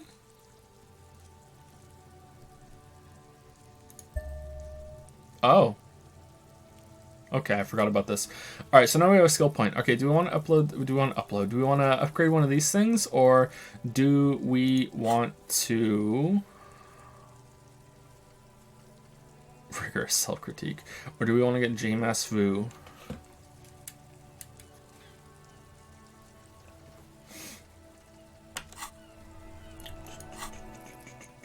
Oh, I just accidentally spent on a half-light. I'm sorry. I forgot how the UI works. Alright, can I reload? Because I didn't want to do that. Load game. Autosave, Martinez. How long ago was that? That was a long time ago. Alright, we're committed. Oh no, quick saves? No. Alright, well, that's what we have. Sorry, chat.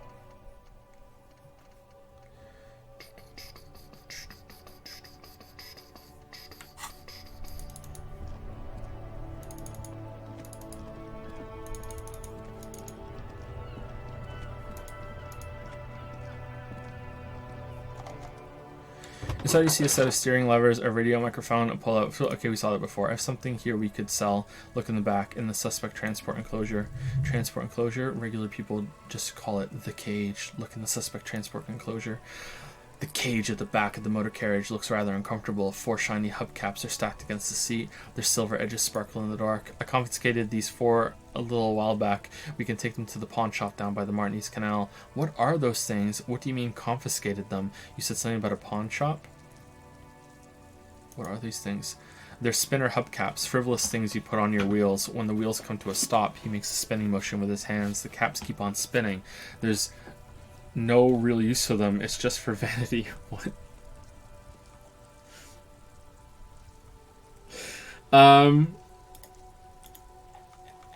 Apparently it's been an hour since I last started out subs. Sorry about that. I think there are 5 here. Thank you very much to the other Jace for the 3-month sub. Oh yeah, prime time. Thank you very much. Sorry it took me so long to get to these. That was a very long conversation. Time just flies by with this. Thank you, N-Sins, for the 24-month resub. Welcome to the 2-year club, N-Zins. I plan on playing this too, so I'm not going to stay for long. Glad to see you're having fun, JPH Morg. Oh, so you don't know it took me so long to say this out loud. You'll hear this in the VOD boy land if you come back to it, and you won't even know. You'll be like, oh, I guess I subbed later than I remembered. Damn. Thank you, N-Zins. Too bad I gave it away. Hope you enjoy the game when you get around to it. Thank you, Zorgrox, for 100 bits. What I really love about this game is the red checks affect the game the most. You'll find a lot of references to them later. That's where the main branches and dialogue occur, as well as affecting other checks later on. The red checks. I feel like I've barely gotten into this game despite spending so many hours talking to people. I wonder how much slower it is the way that we're doing it. Thank you, Wakeyfield, for the 6-month resub. Rise and Shiner sign. So long, farewell. Thank you, Wakeyfield. Multi-Master World cheered a bunch and then says, Joe, I'm off to sleep. Hope that you're sleeping well already, Multi-Master World. Thank you, Jonathan Simple, for the 8-month resub. Thank you very much. Thank you, Anti-Skill FTW. 3 months for the win. I save my prime for you with a heart. Oh, that's nice of you, Anti-Skill. Thank you very much for saving your prime. Thank you very much. And last but not least, Pat G or Pat J for the 6-month resub. Thank you very much. A vanity he wouldn't mind. What do you mean you confiscated them? A couple weeks ago I stopped a young man for going slower than the speed of traffic. He turns out he was some coalition official's son and high. And you took his spinners? Look at Kim. Isn't that corruption? Look at the spinners. I get it. I would have confiscated them too. They're mesmerizing. That they are. Lieutenant looks at the spinners and sighs. I was going to take them into evidence, but they weren't necessary for conviction. He never asked them back. Did you want to put these spinners on your machine? Point at Kinema. No, that would be silly. He hesitates. I don't know why I kept them. It doesn't matter. I couldn't put them on this MC anyway. A cop with spinners, that would be outrageous. Yes, outrageously cool. He flashes a smile. Barely visible in the dark, say nothing. The spinner shines so bright they reflect on the lieutenant's glasses. He doesn't say anything either. Sorry, I can't take them. It wouldn't be right. Alright, let's not take them now. Then come back once we realize we have to. Have this conversation again and then take them. Sounds likely. Close the door. Alright. I'm not taking them from Kim. Kim is best boy. Let's just sleep on this bench. The worn and beaten wooden planks of the bench do not look overly comforting. Lieutenant looks down the street. We can sit on benches after we've solved the murder. Let's go. You can revisit the bench if you ever need to pass time when Lieutenant Kurtsurugi is gone. Oh, he's gonna be gone?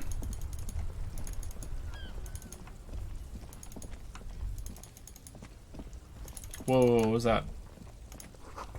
A sewer grate. A gateway to the river of filth.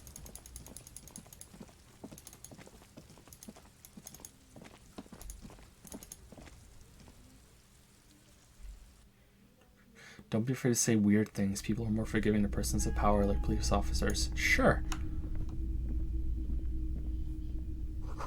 Some kind of machine, an antique cash register. Welcome to the pawn shop.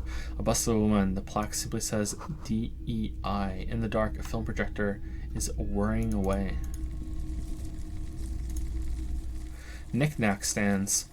You see rows of toy soldiers guarding the rest of the trinkets displayed on the table, some on horseback, others in rags, others yet in bright blue uniforms. All are stern and unyielding in their duty. Try to find something pretty and cool here, then use it to win her back. Win her back. Inspect the knights on horseback. Inspect the blue uniforms. Inspect the figurines and rags. Dig up a truly cool figurine in the box under the table. Win her back. Yes, buy something nice. A figurine. Inspect the knights on horseback. Big men on big horses clad in laminar armor and carrying flint locks. The kind that would mow down a line of enemy soldiers in the blink of an eye. Point at the knights on horseback. These are Franco-Nigerian cavalry, right? Mm-hmm. I used to be very serious about my Franco-Nigerian knights. He looks at the dusty figurines and then let's get one for Kim. He's best boy. Inspect the blue uniforms. They're not all blue. These figurines also wear gold coats and caps, complemented by orange trousers. They are variously posed, wielding swords and rifles with bayonets. Point at the blue figurines. Are these royalist soldiers? Which ones? Bird's Nest Roy. The man peers from his glass box. Ah, those. Yes, they are. I find the paint job a bit gaudy, but children like bright colors indiscriminately. Do you have any statues? Inspect the figurines and rags. This set of soldiers isn't meant to look impressive. A few have rifles, but most of them carry pistols. Some even shovels and tall sticks. Point to the figures and rags. Are these even soldiers? You're probably talking about revolutionaries. Yes, the man behind the glass answers yes, they are soldiers. Revolutionary shoulders.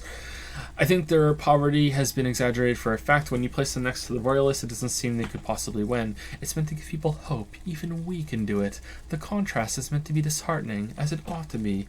It is impossible to win against the cohorts of capital. Ask my friend Gart, whose bitch it made me. I wish it was more nuanced. As it stands, I cannot comment. Number 1. Maybe. Alright, interfacing. Really? We just lost a 58% chance? God damn it. Rhetoric. Hey, psst, look around. Who, me? Yes, you. Word on the street is you're ready to start building communism again. Again? How come there's word on the street? Again? Yes, you're ready to start building communism again. You've built it before. They've built it before. Hasn't really worked out yet, but it either has love. Should we just stop building love too? Can't argue with that. Yes, we should all stop building love. Love has worked out really well for me. I'm a love winner. Good. We need tender men like you building gargantuan communism. Word on the street is it's going to be 10,000 times larger than any communism previously attempted by human beings. Is that right? This is exactly how it works in real life. Once you start getting communist thoughts, this is exactly what happens. You hear the voice in your head and that's it. You're gone. How come there's word on the street? You keep saying things like, down with the bourgeois, eat the rich, sodomize the landowners, impale all people who have more than 25 real in their pocket, literally murder all human beings regardless of their political beliefs, that kind of stuff. Alright, that sounds like me. I haven't said anything like that. I've said some mildly left-wing things, but none of those. Oh yes, the mask of ambivalence. Don't deny it, you're about to rip it off and reveal the monstrous seven-eyed lamb of global communism that will devour and masticate mankind. Everyone can see that. So tell me, do you have any questions before we fire up the big communism builder, or do we get right down to it? Wait, first, what's this communism even about? Roll up your sleeves and start building communism. Opt in. It's too tiring. I don't have it in me. I'm beat down and broken. Opt out. Failure. It's about failure. Failure? Yes, abject failure. Total irreversible defeat on all fronts. Absolutely vanquished, beaten, curb-stomped, and pissed on until you came along. You will reverse the fortune of the workers of the world. You alone, against every living thing, against every human alive, 800 trillion rial in the hands of an impossibly well-organized ruling class, towering city blocks of bankmen who have the ears of prime ministers, million-headed armies of nations, and the love of your own mother. You against the atom, the charm, and the spin, where the whole world failed. Matter failed to bend to human will. Human will failed to get out of bed and tie its laces. You alone, single-handedly, will rebuild the dreams of the working class. You are the last communist. Fuck, I'm convinced. Now get to work, comrade. I'm convinced.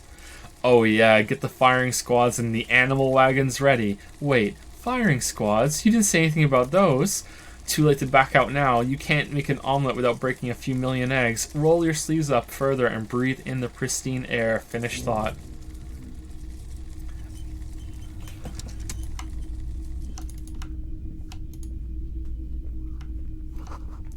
Mostly military wear with a few more eccentric fashions thrown in. Sawed-off streetlight. A typical Martinet streetlight sits among assorted floor and table lamps. Let your gaze run over the streetlight. The light pole has been carefully cut, and wiring has been redone and attached to a standard indoor plug. The light buzzes faintly but persistently. This would make quite a statement in your living room. Is that a streetlight? Yes, officer. As you can see, it's in perfect working order. Where did you get this? It was brought to me to be altered. He leans in so the pawnbroker wouldn't hear him. We're not here to investigate the theft of city property. He pauses, studying the light, then adds, you have to admit it's rather clever what he's done with it. How much for the streetlight? 700 rial, a bargain, I dare say. Are you out of your mind? There's one just like that on every corner. Even taking into account the risk of obtaining the light, that seems a bit steep. 700 sounds about right. I imagine it wasn't easy sawing off that street lamp. Wow, you can get 700? Hey, I don't know where it came from, but it's not every day you get to buy and sell something so extraordinary. We have 16! Okay, are we able to, like, corrupt ourselves out at some point for, like, 4,000 rial or something? There's nothing else you need to know about the light. Leave. Alright. Alright, let's save it, just in case we accidentally give ourselves a shitty fucking skill point. The boomboxes on the shelf look well-loved and well-traveled. Chipped, dented, they stare at you with the unblinking eyes of their tape reels. Stand on the tips of your toes to see more. One especially catches your eye, deep gold and amber plastic with a big old handle on top, a classic boombox that says Stereo 8 approved. This is you, gold and orange, a sunset suite. Just make sure it works before you buy it. Shopkeep, this Stereo 8 approved machine here is the Harman Waushi W02, made in Vesper, designed in Seoul. He says, plays all reel-to-reel formats, 2mm, 8mm, 12mm. It's even got a little radio in there. It'll set you back 12 rial. Oh man, but we're in debt. What I really want to know is, could this device come in handy in my police work? Are you sure this is all in working order? If police work means playing tapes, sure, you can use it for that, or any other time you need to play a tape. Absolutely, I've tested each one myself with recordings of speech, found sounds and music from a variety of genres, even though, he grimaces, I don't really like music. Don't like music? What do you like then? The stuff I record myself, silverware shaking in drawers as motor cars race by, nocturnal animals climbing on the roof, airship rotors, that kind of thing. Oh, you're the guy from American Beauty, alright. Alright, I'm not getting it. Alright, let's talk to this dude. It's not often that I see officers of the RCM in my pawn shop. The man at the counter turns to you slowly. Thank you, Melisfero, for the 8-month resub. Thank you very much. I have a feeling we're getting into another long conversation here, so I should say thank you before we get into it. Thank you, Melisfero. Oh, man. Game is dense. Dense as fuck. Fucking dense game, Morty. It's too dense. Oh, has anyone like cashed in some monocoins while we've been into this? Let's see. Review requests queue. Nope. Okay. Alright. Also, I lowered the price of the monocoins for modifying an emote and unlocking an emote, and I got rid of the random emote choice. I think that's dumb. So now it's just 300 monocoins. You get to choose an emote to unlock if you're not a sub. I lowered it all. So I think you get around 200 monocoins an hour. So in any stream, you should be able to unlock an emote, that whatever you want, that sort of thing. What can I do for you? He asks. His courtesy is not insincere, but he prefers being alone with his projector, just watching the movement of light across walls on the shop. Sorry, I feel like I'm interrupting you. Shake your head. It's shameful how insufficient the police presence is in these parts. Now that the RCM is here, tell me, have you had any trouble lately? Oh, no, not at all. I guess I haven't had many customers lately, RCM or otherwise. Who are your customers usually? All kinds of people come through here. Locals, travellers, people looking for a deal, people looking for a keepsake, people who are terminally bored. As you can see, I have a wide selection of goods for everyone to choose from.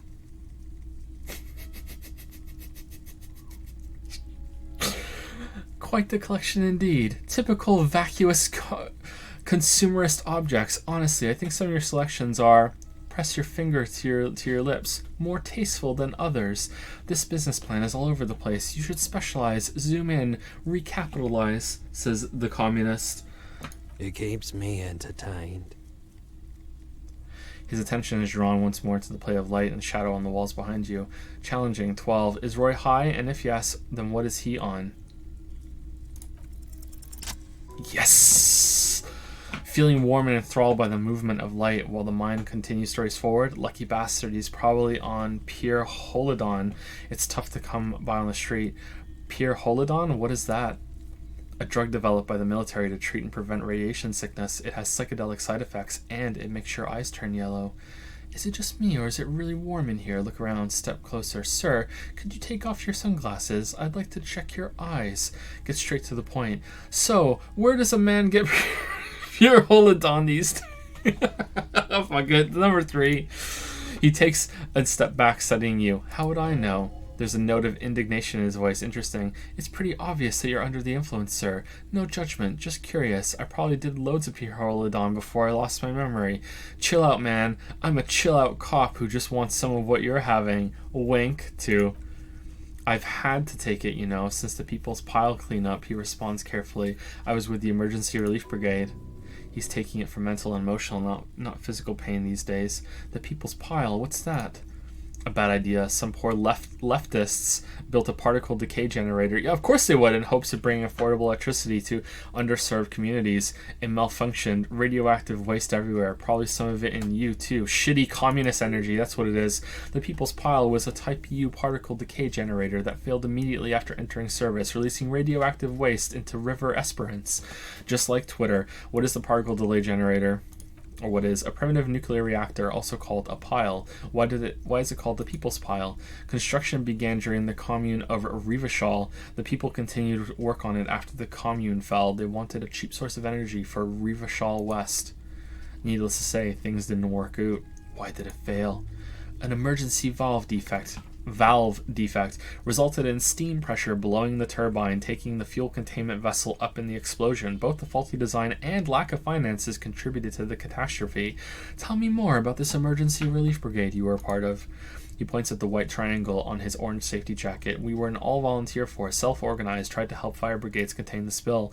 I lived by the river since I was a small boy. The Esperance didn't have the heart to let it all go to shit without trying to do something to help out. There wasn't much the volunteer force could do, however. He wasted years in the river mud, years getting sick. He looks at the spiraling light and stops. It must have been tough. Radioactive cleanup. He hesitates. There's a reason why everyone's tried to forget any of it ever happened, and why no one has tried to repair or replace the pile. I will try. So much disappointment. There's a 1% chance. Yeah, let's try it. So much disappointment and early deaths, cancer mostly, and we knew all that was coming even as we were cleaning up as best we could. Whose fault was it that the generator failed? No one's, everyone's. He sighs and shakes his head. Yep, that's communism. So much bitterness. A bunch of poor people built themselves a primitive nuclear reactor, hoping for the best. What do you think is going to happen? How'd you end up running a pawn shop? This cleanup happened 15 years ago. I was young, then later my second aunt died, left me the shack and sort of junk in it. So I came to Martinez. People told me don't go there. It's just a shithole. I said, people, we just had a nuclear pile meltdown. I'm going to get as far from Fauerberg as I can. Still in the same city, but he shrugs. Thank you for telling me. Conclude. He shrugs. I like theory more than story. Outward movement, not vortices. Yeah, you got to get in on those vortices, my man. Care to share your pure Holodon with me? There's something I'd like to sell. You might be able to aid our investigation. By the way, do you happen to have any guns like the ones carried by officers of the citizens and militia? Let's go. Let's ask him for drugs. You said you've been there before, yeah?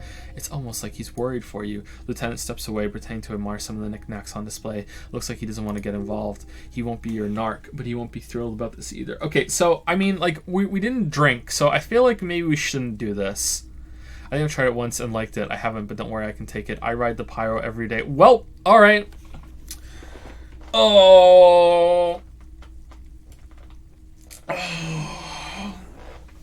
Well, here you go, man. He presents a large cap-shaped object on the palm of his hand. Very odd-looking. Thanks, man. Take the pure Holodon. Actually, I changed my mind. I don't need any pure Holodon. Refuse to take the Holodon for now. Yeah, let's not take it.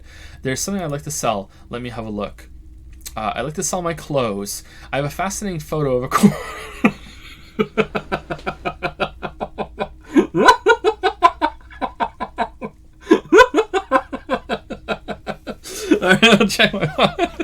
I'll check my pockets. Access your fallen menu. Oh, shit. Alright, so Lieutenant's handkerchief, well, he'll pay for that. Alright. Blue oblong pen. Shot put ball from the shot put ball killer. A ball used to play shot put. You feel like you should hold on to this and make good use of it. To sell such a beautiful old school sports grant would be a sin. Alright, I'm not selling it then. Maybe we need it for something. This also looks like it's used for something. La Delta 51. Sunlight. No, we want to keep that. Okay, we can fix this. Empty cassette case. Okay, so I feel like I shouldn't sell anything, because even if I do sell it all, I'm still not gonna have enough money to pay the debt. So I'm not gonna sell anything. Maybe we can sell some clothes. Let's sell my clothes. I'm not purchasing any more clothing at the moment. He looks you up and down quickly. I have a fascinating photo of a corpse here. Show him the photo. Oh no, I don't like those kinds of objects. No sale. He barely even looks at it. Do you know what these do you know what the tattoos mean? He frowns. Aphotic paths? Aphotic? Aphotic paths? Like aphorism? Aphotic paths? Counter radiance networks? Anti-magnetism? It's darkness, that's all I know. Sell me something lighter. You have absolutely no idea what aphotic paths are, but the tattoos on the man are not that. I don't have anything to sell at the moment. Alright. You might be able to invade our investigation. I doubt it, but I can try to answer any questions. You have no anything about the recent hanging. I do my best to keep my distance from all manner of butchery. Bad for business, bad for everyone. He doesn't know anything. Think you could help me get a corpse out of a tree. The corpse behind the hostel. I assume he looks into the swirling lights, and then to you, I don't have a truck with a mounted platform or anything of that sort myself. Ask around the harbor. There might be some workers there who'd be willing to help. Actually, that's all I've got. The pawnbroker's gaze is already fixed on the dancing colors. By the way, do you happen to have any guns like the ones carried by officers of the Citizens Militia? Someone else came here earlier today asking the same question. I promptly sold her the gun you pawned a couple days back. This is a pawn shop, and it did feel as if you've met before. Oh god. Lieutenant shifts from one feet to another, alert. Wait, I sold you my gun? Was the buyer a policeman too? You were adamant about getting rid of it, officer. He hesitates. Said you were undeserving of a service weapon of the Revachol Citizens Militia. And I don't like keeping guns around the shop for long. Off the charts photon emissions, the unhealthy kind. He's not telling you the whole story. It seems he's trying to spare you. I feel like there's something you're not telling me. He looks away. You weren't quite yourself, officer. What was I like? You were very distraught. You said the gun was a threat to your life and that you can't trust yourself with it tonight and you need the money. When I said I don't normally buy firearms, you put the gun barrel in your mouth and sort of sucked on it. Then I agreed to take it. Wait, how much did I sell the gun for? 15 real. Lieutenant looks from you to Roy and then back to you. It's clear that he hopes this tableau might still not turn out to be a bad dream. It's not, though. There's pity there, too, just in case you didn't notice. Happens to the best of us, I guess. I really should have killed myself. Maybe I still will one of these days. Yeah, there we go. The light swirls in his face and glasses. He doesn't know what to say. Was the buyer a policeman, too? She didn't seem like a policeman, although she kept referring to herself as a pig, which was odd. I found her interest in the gun a bit obsessive, but I was just happy to get rid of it, and of her. The artist girl? Truth be told, she was terrifying. Right, so let me get this straight, Lieutenant turns to you. You sold your sidearm, issued by the Citizens Militia, and now a civilian is running around the streets of Martinez with it. Miraculously, his face does not reveal what's happening inside. There's only one explanation. She must be one of my rabid fans. Maybe she's a vigilante, wants to prove she can do our jobs better than we can. I don't like it either. What if she intends to commit a crime and blame it on the Citizen Militia? I'm sorry I sold my gun. Sorry, cop, run confirmed. He sighs. Yeah, it's not good. I do hope we manage to clean this mess up somehow, while I also keep our focus on the murder investigation. This mess, he means your mess. Any idea where I can find this buyer? My apologies, officer, but I have no idea where she was coming from or where she went. Damn, Cotton Eye Joe. A needle in a haystack. There's nothing you can hope to do about it now. You'll just have to hope. Sorry. Oh, fucking hell. The way the lines just fucking smash together when I read. You'll just have to hope you luck upon it somehow. Okay, at least I know how I lost my sidearms. Talk about something else. Blah, blah, blah, blah. I want to ask about my missing gun again. Thanks for review. Nothing else. All right, let's leave. All right, this does not take quite as long as I thought. All right, let's go talk to the girl then, because the pig thing seems like a clue.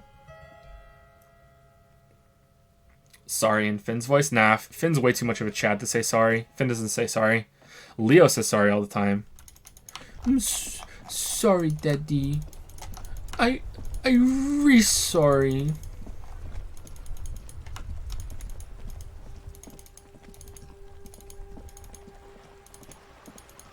I'm almost through the Lisa VOD and I fucking hate it. It's so tedious. You hate the game or you hate my playthrough of it? That wasn't one of my best playthroughs, so if you didn't like it, that's fine. I understand. I thought the game was interesting though. Alright, do you have my gun? Hello again, officers. Have you come to admire my mural? You sound like one of the characters from the Bloodborne DLC. I'm a Robin.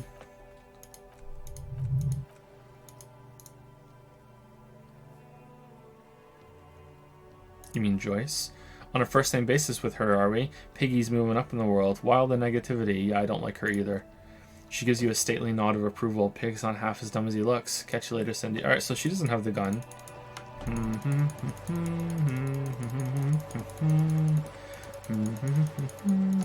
Alright, I don't know where to go now. It's getting kind of late. What if we just don't sleep? Staying up all night is Disco, right? Should we sell the rims? I don't want to sell his rims. I feel like Kim wants the rims.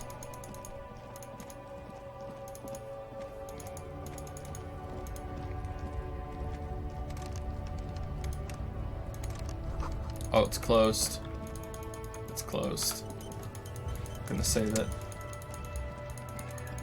Better heal up once before going to bed, just saying. I guess we have to?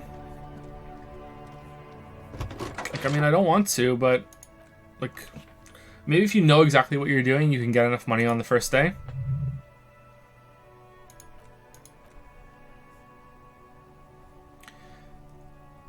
This is something about a pawn shop. Yes, the bird's nest right on a signature. Thanks, I appreciate your help. Intent odds you take the spinners. Alright, I feel bad for Kim.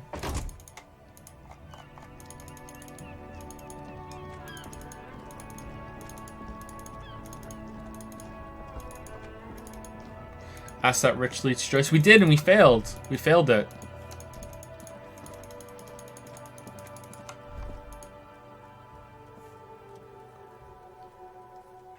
A crumpled billboard reading Cimarron butter soaks in the canal. Two ugly lines mar the bright countenance of the blonde boy depicted. What is Cimarron butter? Whatever it is, the boy on the billboard seems very happy about it. Goat milk butter. The Cimarron terrain makes it easier to raise goats than cows, and local goat farmers produce high quality meat and dairy staples that add variety to the other nations' diets. It's an acquired taste. Alright, time to fucking fail a 92% check. Ooh. Judging by the size of the impact and the parallel lines of burnt rubber, the cause was probably a motor vehicle.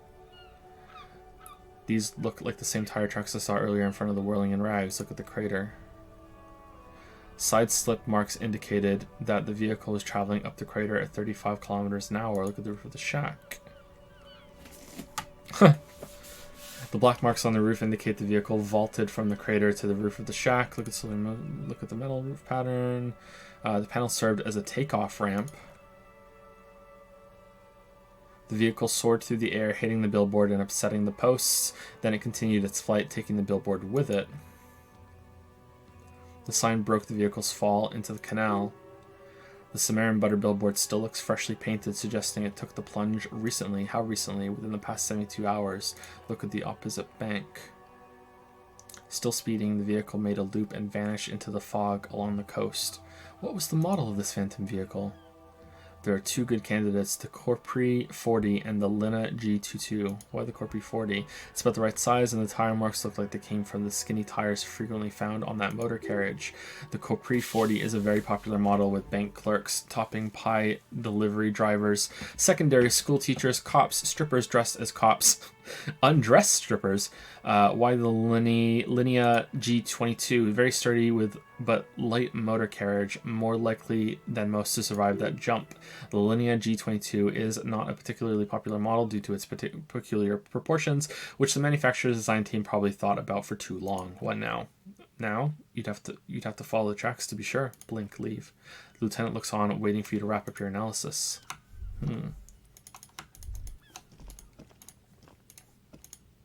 Any theories about what happened here? He gazes down at the sign. Looks like someone was in a real hurry. Reckless traffic, hooliganism, some top-shelf shenanigans. I want to meet the driver and shake her hand. What kind of car do you think it was? I think it was a Capri 40. I believe it was a Linea G22. I'm going to go with the Capri. He seems impressed. That's quite likely from what I can tell. I have some ideas about who it might have been. Do we?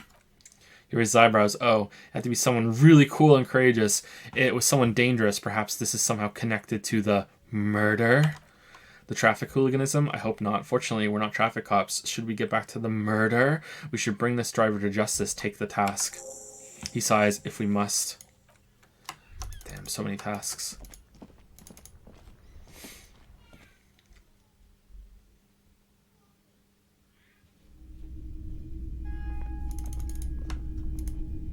Hey, you want some rims? Hello, hello. Let me know if I can help you with anything. Do you know anything about the traffic menace on the loose traffic? I'm sorry, officer, but I don't drive. Wait, you don't drive?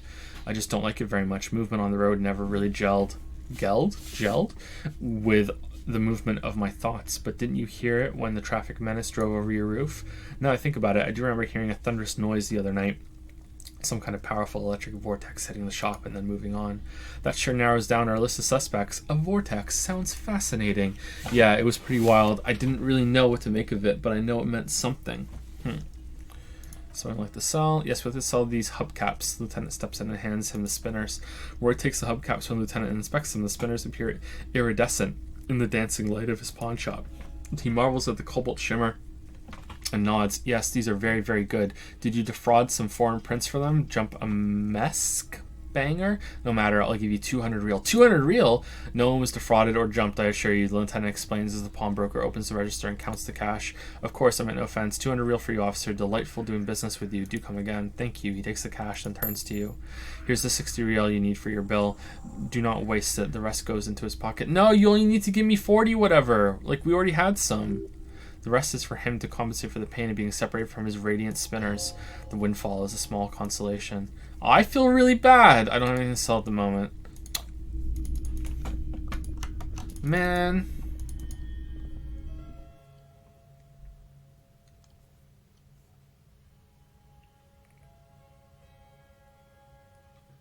Poor Kim.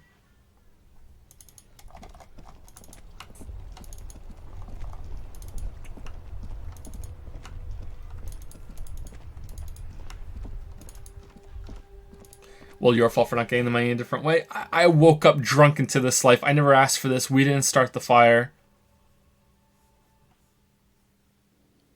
Look at this shit.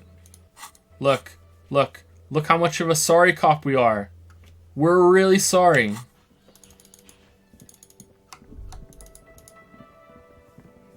Here's your money. Oh, what's that? Can I help you? I need to... About that money I owe. I have your money.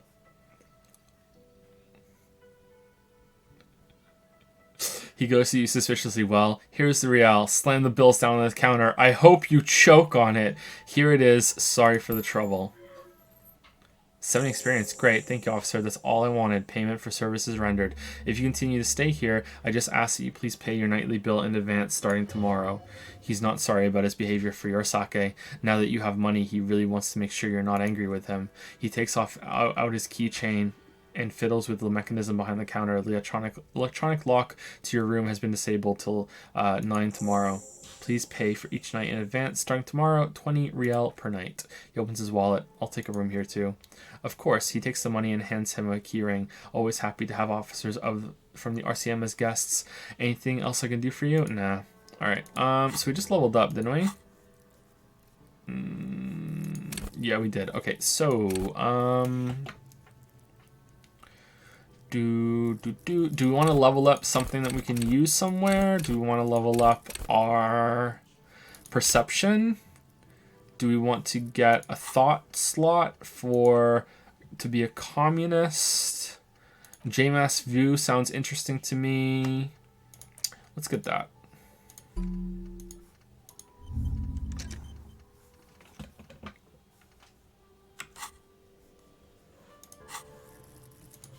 But I think next we're going to get perception up. We can't get in there right now, right? No, we can't. All right, let's go to sleep.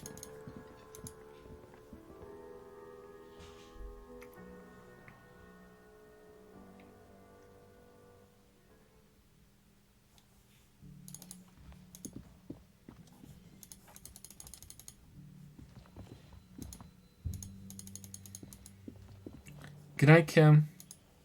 Love you. Yes?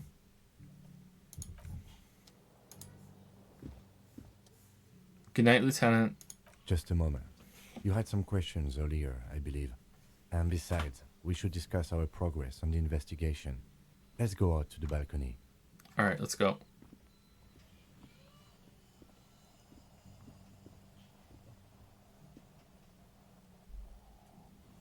Joe, your new goal should be get Kim the best present ever. Oh, you can have the shot put ball.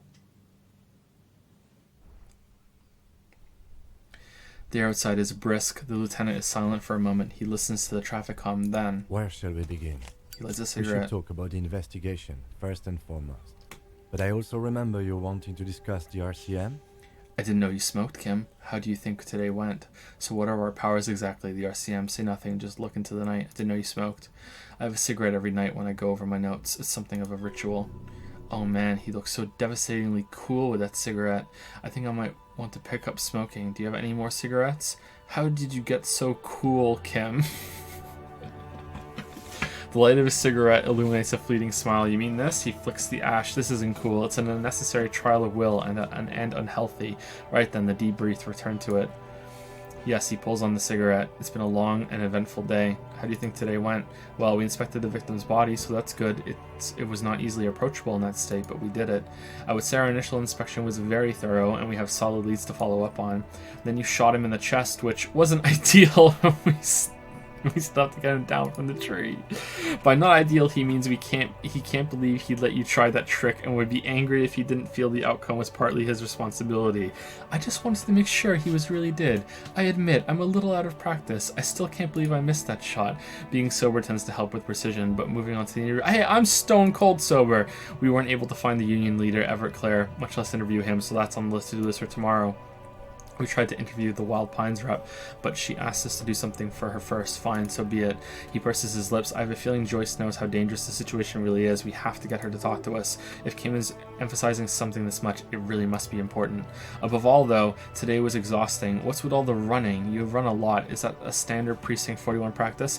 I don't like to waste time, you know. My mind moves fast. The rest has to try to keep up. I'm training for a long-distance run. I want to raise money for charity. Yeah, that's just how we roll in Precinct 41. I don't know why I do the things I do, Lieutenant Kusurugi. He nods thoughtfully, tapping his finger on his cigarette. It's impressive, especially for a man your age, and in those heels. He looks at your snakeskin shoes and smiles. Suddenly, nice shoes, by the way. I like the green. It goes with the orange. So what are our powers exactly, the RCM? They're quite limited, actually. The power officers of the Revachol Citizens Militia exercise most frequently is imposed. The power officers, Revachol Citizens exercise most frequently is imposing fines of up to 1,000 rial for offenses in accordance with an interdepartmental schedule. 1,000, why not more? The RCM's primary role is to ensure safety. We're not really supposed to play any part in the economic structure of Revachol until now, Communist Cop. Wouldn't that be an easy power to abuse? Yes, although indirectly, as citizens can always request records from their local station. Officers of the RCM have been known to take bribes of less than the prescribed fine amount. He frowns. It undermines trust in the RCM. Damn, wish we'd known that sooner. We can arrest people, of course, but rather than bringing someone in directly, it's preferable to serve a station call slip. It prevents confusion and overcrowding. Wait, how can you be sure the arrestee will show up? You can't. Those who don't show up become fugitives, though, and have fewer legal rights when they are eventually caught. It's about power projection. Thus far, they seem to mostly show up, I see, and if someone resists, as you may have gathered from the fact that we are expected to carry a record of our kills, like the one in your watermarks, we're permitted to use whatever force is necessary, and strongly admonished not to abuse that power. Wait, so if I kill someone while on duty, what happens to the people we convict? You have to supply compelling evidence for why it was necessary to use lethal force. In these cases, your partner is usually your witness. Not a good position to be in, by the way. Internal Affairs handles these cases thoroughly by cross-examining you for inconsistencies. It is hard to cover for anyone, which is for the best. What happens to the people we convict? We don't convict. We arrest and send them to coalition government courts in Coron and La Delta. The prosecution works off our testimonies and records, which is why it's paramount to keep them. He taps on his coat pocket, where he keeps his notes. And who makes all these rules?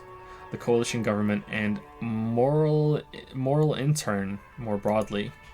The RCM was formed by the coalition government to restore order in the international zone after the revolution, so we did.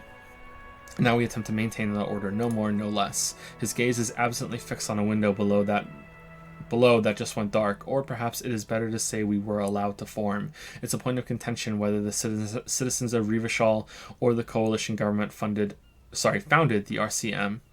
Let's say it was the citizens of Rivachol. Let's say it was the coalition government. Let's say it was the citizens. Be sentimental if you like. Either way, the moral intern leases us the right to keep the peace in the city, and they take it away if we misuse it. They will take it away. Or if they think you do. The moral intern, what is it? The Moralists International are the world's largest political organization. He pulls on his cigarette. You know who they are. They run this place after the revolution failed. If I didn't know, how would you describe them? They're a union of center-left and center-right parties across the Riel Belt. What? Our coalition government is just one of its many projects. They also run the ICP, EPIS, most intergovernmental organizations in the world. What do they believe in? They are DeLoreans. They believe they continue the humanist project set forth by Her Innocence Dolores Day 4 centuries ago. Others say they're just technocrats. Those others say they continue the humanist project set forth by Dolores Day. What is their symbol? Interesting question. It's a blue forget-me-not. Their motto is love, compassion, self-discipline. I think you can gauge what they want you to think of them from that. Something kind and usual. Something almost self-explanatory. Something ominous. Who is Dolores Day? A historic figure, the author of the modern age. He thinks you will have to look elsewhere for opinions. The subject of humanism is too abstract for me. What do you think of them? The moral intern are a fact. I try not to have opinions on facts until they change, and he looks at the city below. It doesn't look like that is about to happen. It's more than that. There's some kind of affection in him.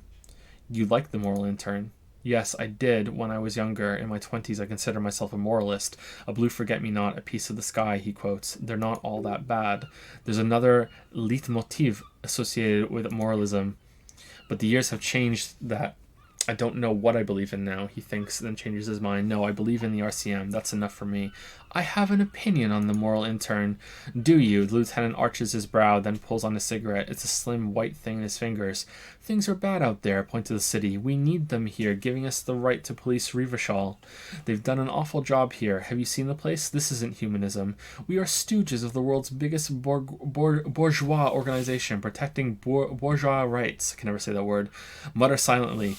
Immigrants, liberal kips, fucking men are turning into women. On second thought, I don't have an opinion. Forget about it. I kind of feel like this place isn't doing all that well, so I guess number 2. We are in what is called the twilight of international law. The laws we claim to enforce come from the MI. Without them, we are simply vigilantes. Actually, vigilantes is okay with me. Yeah, vigilantes sounds bad. Maybe we should make our own law.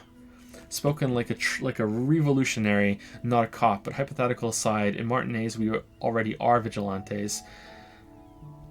At least the union thinks so. I expect our job here to prove quite challenging. He looks at the roundabout. Is that a... Say nothing, just look into the night.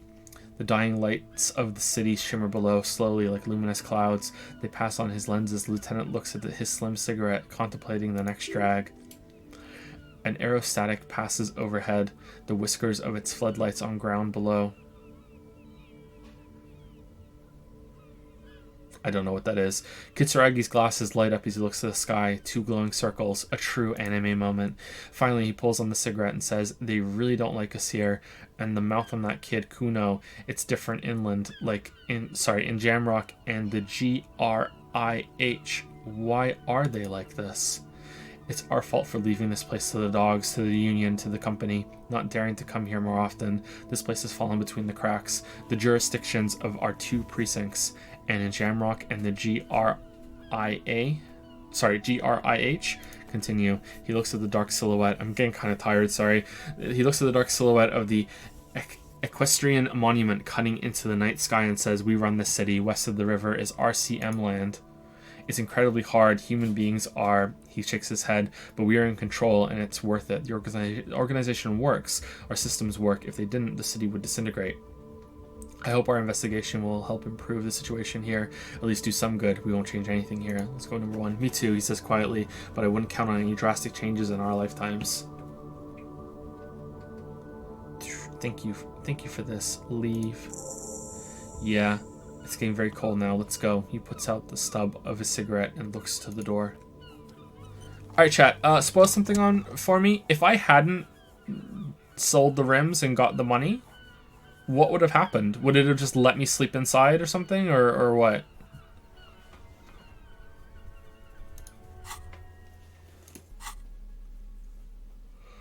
Soft lock. Someone says, yeah, if you can't get the money, you have to sell them. Hobo cop happened? I don't know. You have to sell the money. Selling the rims is the last ditch. You die? No soft lock. What is chat talking about? Did we just level up? No, we don't. We didn't. No. Okay.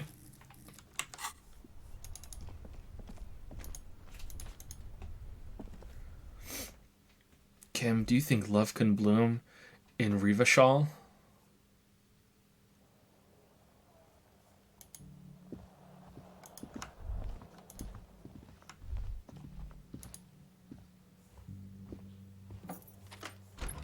See you in the morning.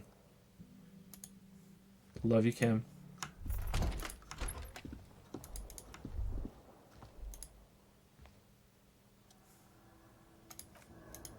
Wow, they didn't even fix our window.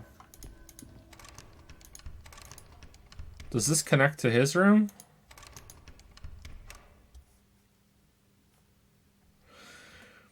Interfacing challenging 12. Use your chain cutters to fix the faucet. Stop steam from fogging up the mirror.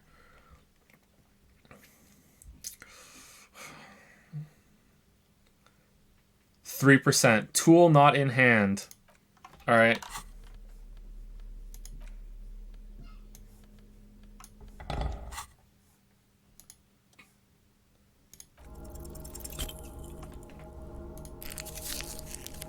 Man.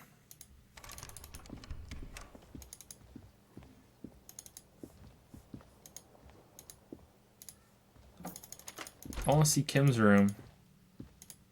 Why didn't we just share a room, Kim? You could have kept your rims. Crawl in.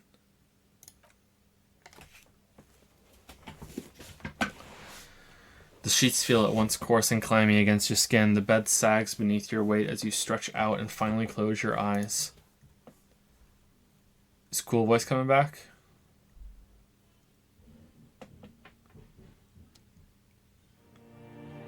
And then sleep doesn't come, but I want to sleep. Why? Oh, this just got real. Thank you, Henry Wayat, for the 100 bits. What will it take you to stream Pathologic 2? I don't know if I ever want to stream Pathologic 2. From what I've heard about the game, I think that might be a game that I would prefer to play all by myself, which is weird considering that we're streaming this right now. I haven't decided yet. But I want to sleep. Obviously, you're in bed with your eyes closed, but it's not happening. Why? Maybe it's the bed's fault. Check the pillow. Check the blanket. Roll over to the other side. Check the pillow. Its synthetic filling has separated into hard lumps. The pillowcase smells oddly. Check the blanket. It barely covers your toes, stretching over your soft belly. This is your body here, intimate and warm, breathing. Under your thrumming eyelids, you see a dizzying array of colors. You won't get off this carousel quite so easily. Roll over to the other side. It's a little better. Colors, scenes, and half-formed phrases still litter your mind. Part of you is still trying to solve the case, isn't it? Who killed him? Who? Something to do with... What was it that the lieutenant said? Union? And it's gone again. Your thoughts lost between the slowing brain waves. No more thoughts. Fall asleep now. Your breathing steadies. A great silence washes over you until your eyelids twitch in your sleep and images start forming.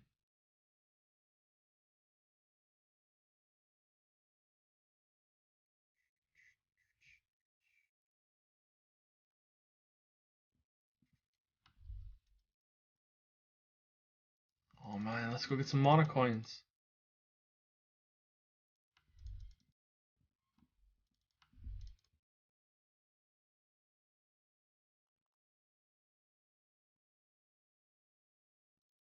Oh, it's a disco ball. That's cool. I like that.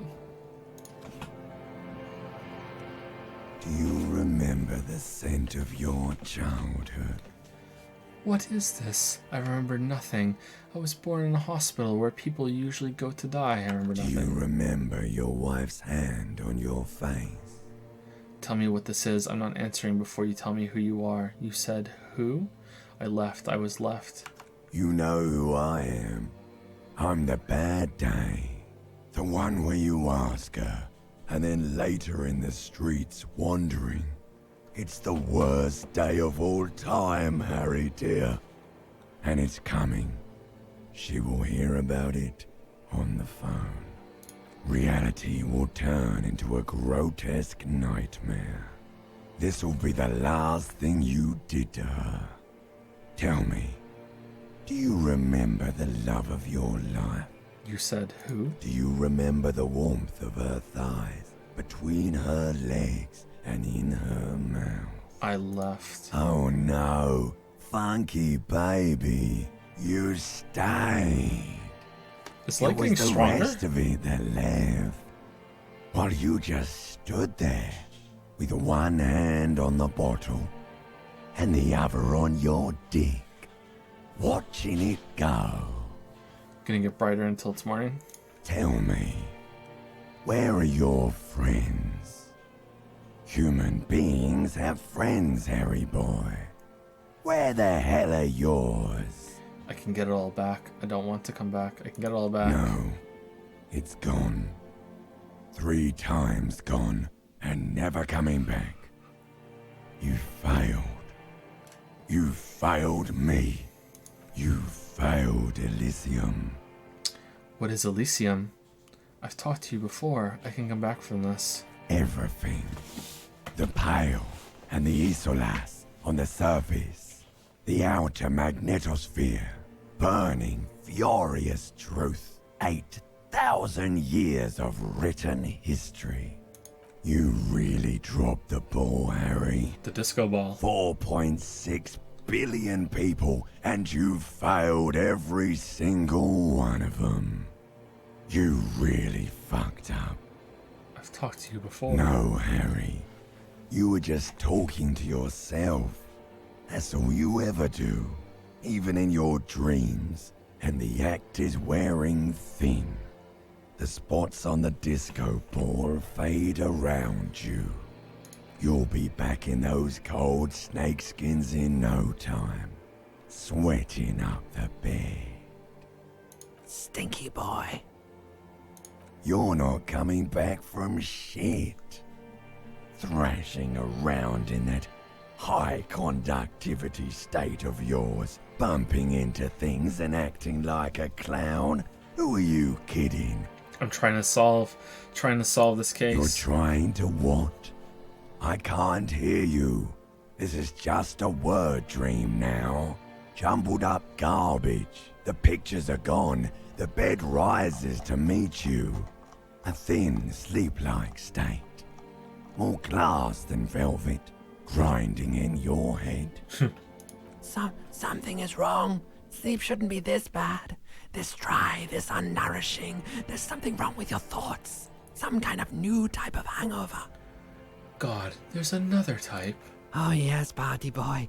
And it's worse than the one before. Just think of the shit you saw. Here it comes too. So soon already. A silent alarm goes off in your head like clockwork. Barely let you sleep at all. Time to get those clothes on, Harry. Time to go to work in the shit factory. Did we shit the bed?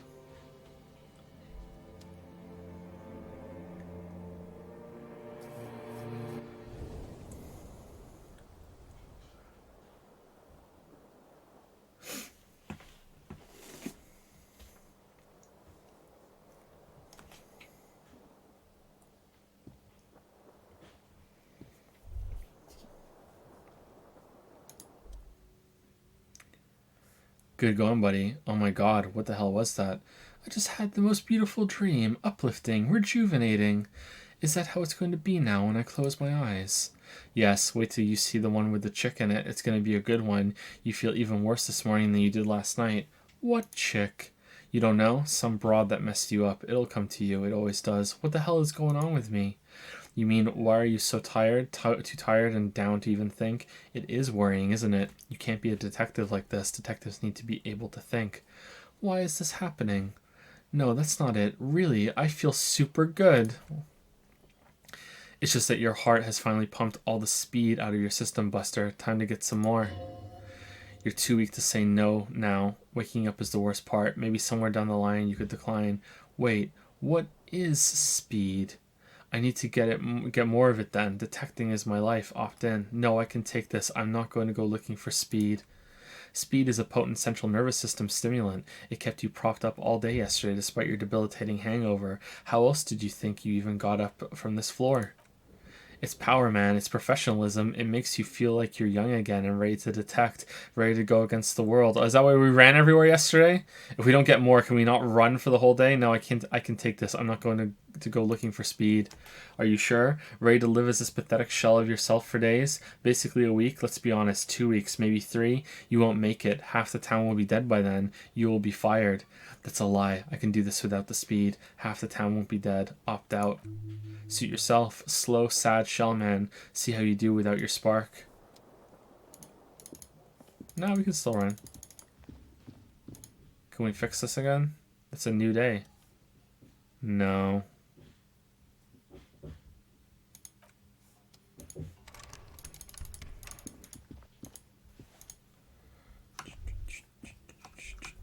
Okay, so a lot of time passed. Did we get our thought done? No. Wow. Okay. Frickin' moron used 120 bits to say stinky boy. Apparently we are stinky cop. Yep, you're right.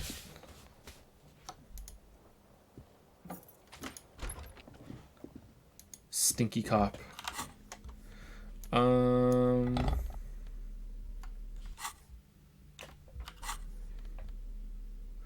Why do we lose authority for the ledger failure and hatred?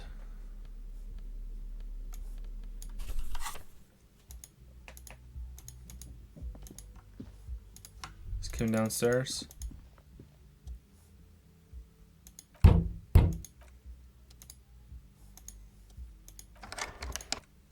Okay, so we're on day 2 of 10? 7? A week or 10? I'm guessing a week or 10.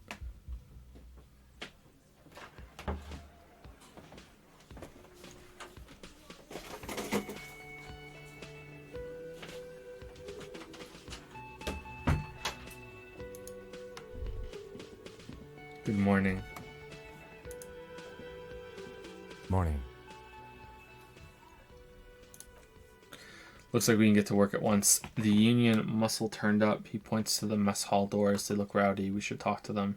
Why do we need to talk to them? What do you mean rowdy? Are these the men Gart told us about yesterday? I completely forgot. He looks at his notes. Sorry, I had a rough night's sleep. It's them by looks of it. Loud and nasty, just like the manager said. We leveled up. He crosses something out. One loose thread, less to worry about, and one big problem to replace. It. Why do we need to talk to them? Everything points to the dock workers union, the belt used for hanging him, tracks in the mud, the circumstances in Martinez, my preliminary information, which may of course all be wrong, but we still need to talk to them and it won't be easy. What do you mean rowdy? I mean ungovernable. Martinez isn't exactly enthusiastic about the RCM being here. They prefer to be policed by the union. Those men here, men who drink beer for breakfast. There's talk of an armed wing of the union called the Hardy Boys. Oh man, maybe they should try and solve the crime. Who are responsible for said policing? Oh, there we go. I think it's them. There's so many of them. Maybe we should call in reinforcements. That would escalate tensions. No captain would sign off on it. Solving one murder isn't worth a conflict between the RCM and the Debarders Union. In fact, even the death of 2 detectives might not warrant an all-out war. Let's keep a cool head, okay? Let's roll. One more thing before we do. He glances at the booth again. We don't have to talk to them immediately. We can walk right past them, continue with our business. But aren't you curious to know what they have to say about the murder? They're in no hurry to leave. They think they own the place. Anyway, I leave that choice to you. Whatever you decide is fine by me. Just a moment.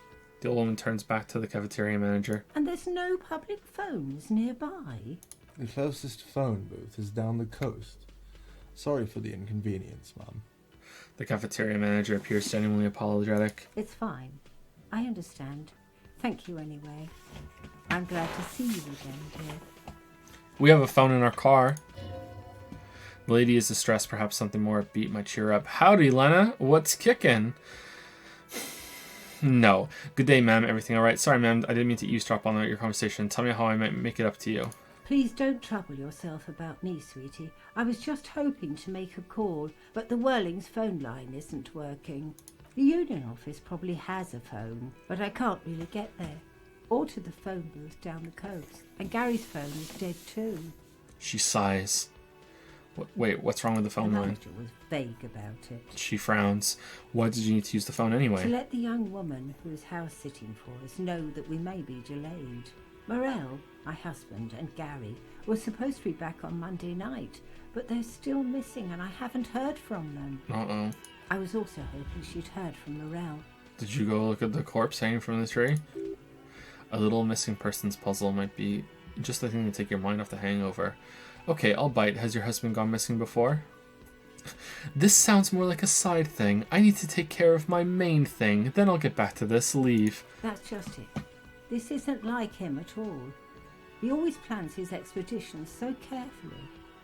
But you have more important things to worry about. She glances out the window toward the bay. More important than a missing expedition? I don't know. Expeditions often lead to something interesting. What is this expedition your husband was on? So your husband is some kind of scientist? Tell me more about Morel, looks, character, your relationship.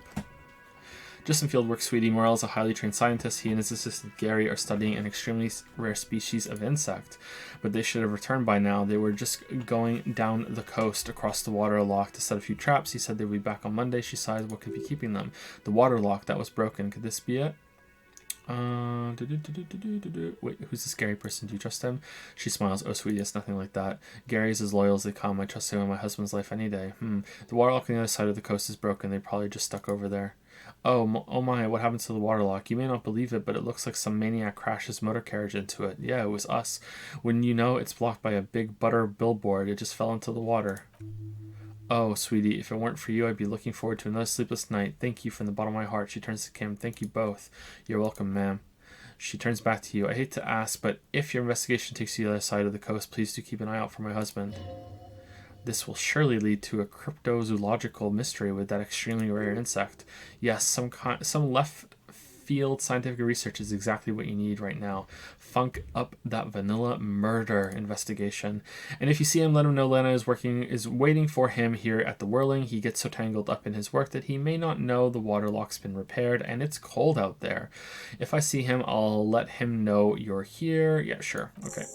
Oh, you're such a dear. Thank you, sweetie. Okay, can we have some money? So your husband is some kind of scientist? Oh, yes, she says with a pinch of pride. A zoologist. A cryptozoologist, to be more precise.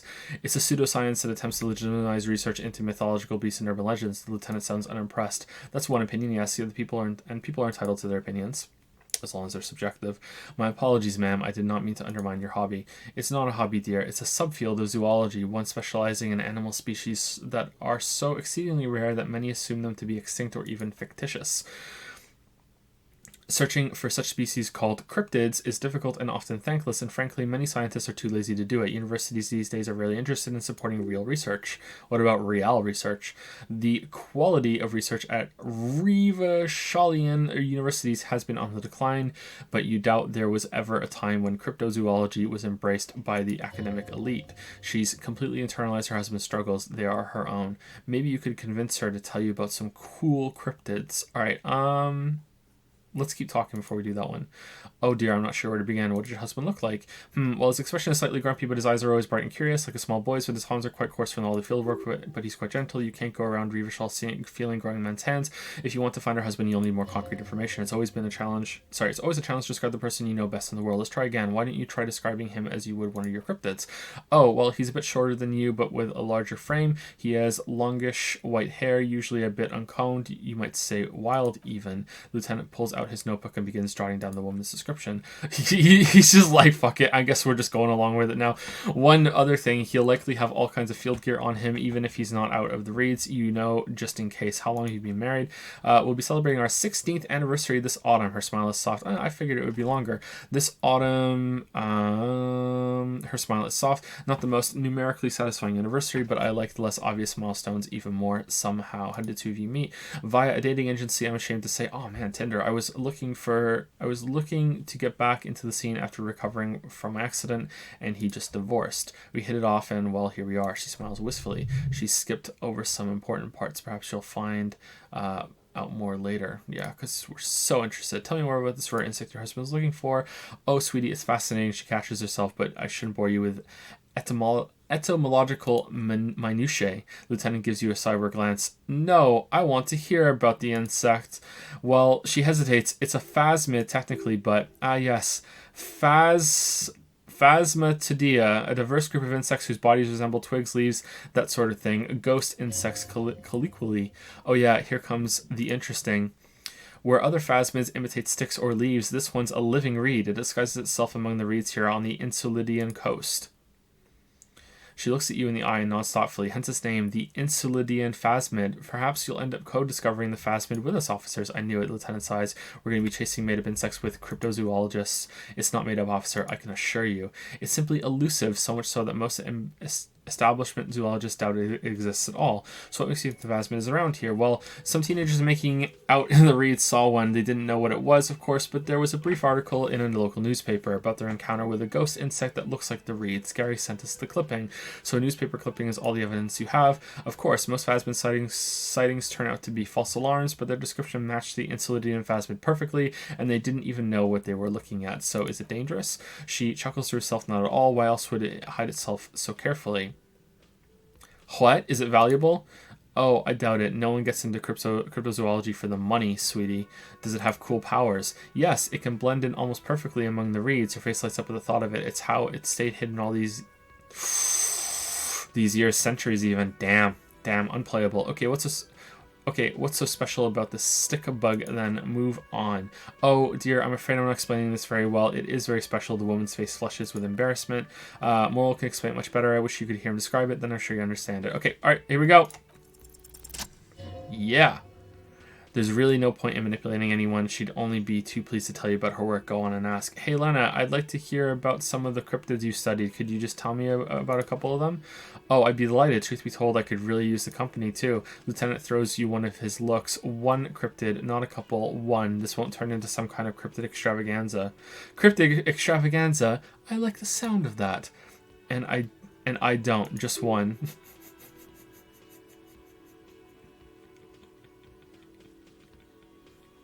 Ooh, tough choice there. What's the biggest cryptid? What's the tiniest cryptid? What's the most dangerous cryptid? Are there any invisible cryptids? Let's go most dangerous. The gnome of Chiroma. She pauses for effect. The gnome of Chiroma. That sounds terrifying. Oh yes, none of its victims survived. Grieving relatives never even found their bodies because the gnome's venom dissolved organic tissue. What does this cryptid look like? It was reportedly a small creature with webbed fingers and a protruding forehead, an ungainly little thing, quite scary to look at. A couple of campers found it when it was already dying. They heard an odd wailing in the woods and followed the sound. They were scared and wrapped it in tarpaulin to suffocate it. She looks at you, her voice grave suddenly. It took the gnome of Gamora an entire day to die. If the body of the creature was found, Lieutenant can't help himself. Why aren't there detailed illustrations of it in science textbooks confirming the existence of this very lethal species? Alas, the first scientist who got his hands on the creature's corpse put it in a jar of formaldehyde, thinking it would detoxify the gnome's venom. Instead, all the venom leaked out of the creature's teeth and into the surrounding liquid, dissolving the creature itself. A poetic end, perhaps, but a real loss for science, she says, mostly to herself.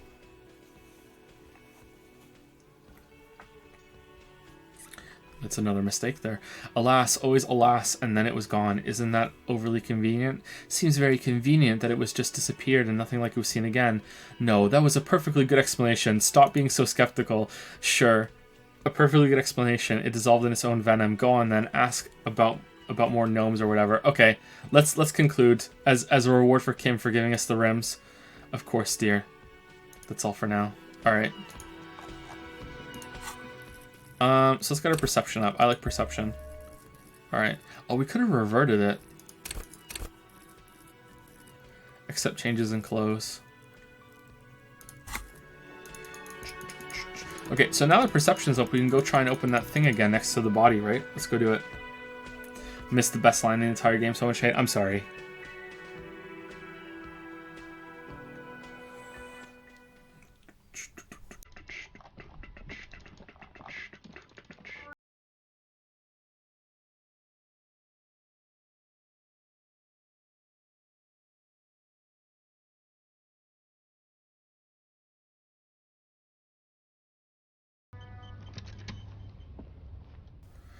Perception, sight.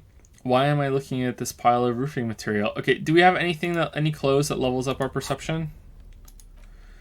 Conceptualization, drama, interfacing, rhetoric. Why is Adobe Premiere showed up on my screen right now? God damn it. Is there anything that's lowering our perception?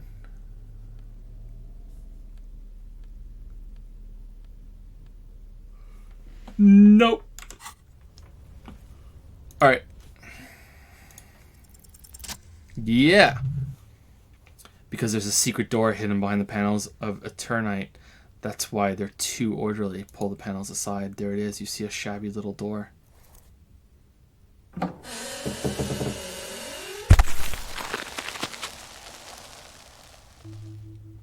Kim, you impressed right now? Kim, you impressed?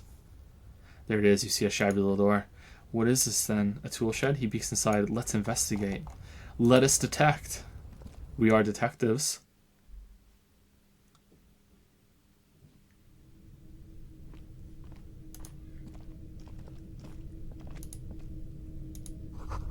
A silver plate with traces of bone yellow powder. Be still, my beating heart. It's amphetamine, sweet amphetamine. Lieutenant isn't studying the powder in the mirror. He's studying you. There's a good vague way to ask where he stands on drug use. Professionally, I mean. Someone has taken narcotics here. Perhaps the police should interfere. I wasn't thinking about taking it, I swear. I was thinking about justice. I've heard amphetamines make you a really good detective. Are you a really good detective? 2. Of course, detective. Swift justice. Don't worry, we don't have to investigate every trace of narcotics. Lieutenant points to the ladder in the corner. Yeah, swift, lightning justice, faster, harder, justicer. See that ladder there? It's probably another way into the industrial harbor, no? A secret path the local kids use. The poster says, get out of the way or get fucked up. An empty tube of magnesium supplement. A magnesium supplement you rub on your chest to live a happy magnesium-rich life. Nice. You can never get enough magnesium. Cures pig's head. Looks mummified. Oh, nice. Some money.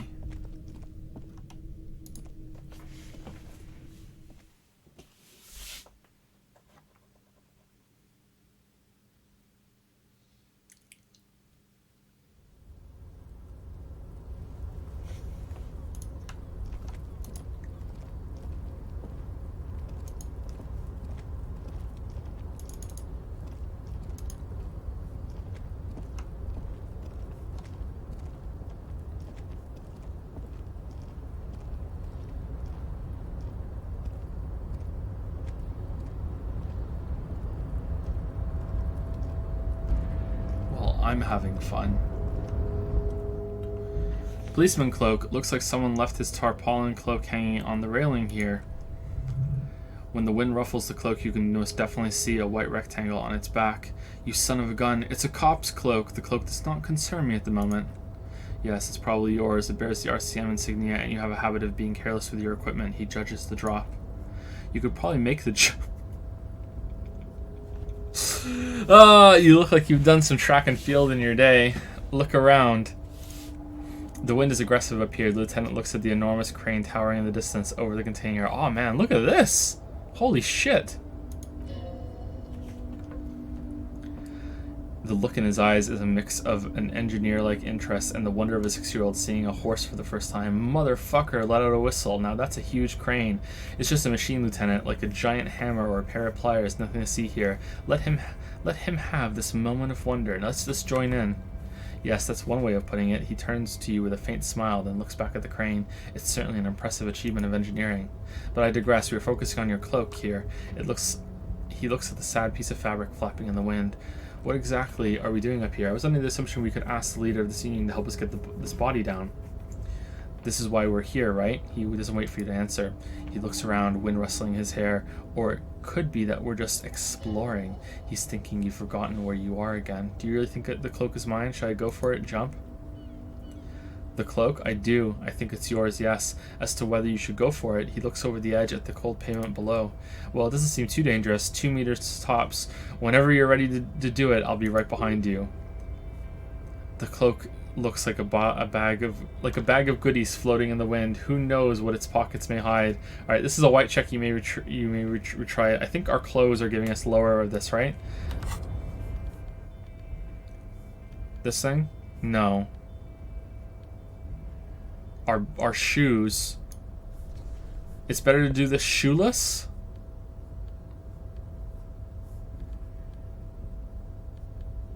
That's giving minus as well. Oh, it's over here. Okay, sorry. Alright, so we're doing this pantless and shoeless. Alright, here we go. Let's save it in case we die. I don't think we're gonna die, though. Might as well jump naked. I like your style. I like your style.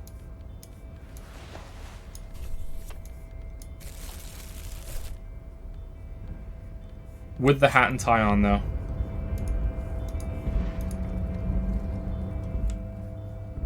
%.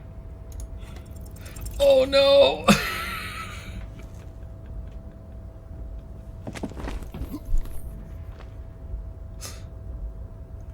Oh, we chickened out. Holy wow, that's high. Doesn't seem dangerous. The lieutenant must be crazy to suggest that. This is certain death. Vertigo almost pushes you over the edge. You could have died there. Shit. I'm failing you. This wasn't part of our deal. Hey, what happened? He sounds genuinely worried. I'm alright, Kim. I just can't do it right now. I understand. We can always come back after feeling better. It's just a cloak after all. Aw, man.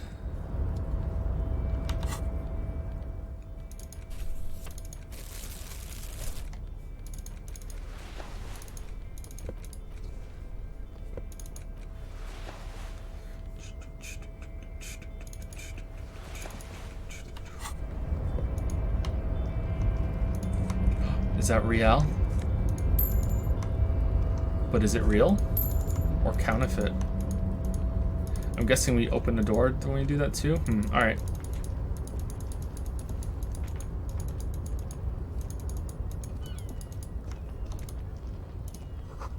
This doorway is going to collapse soon. Restoration pillars keep the ruins together. Grand Coron 37. Oh, a lot of postcards.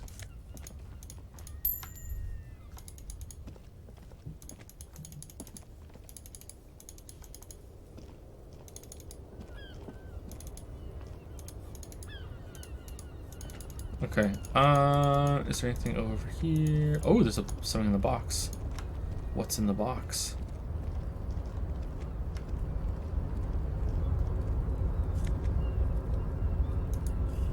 Nosafed. Okay, so I think we're done here, so I think we should probably go talk to the union people, and then I think that will be all for this stream.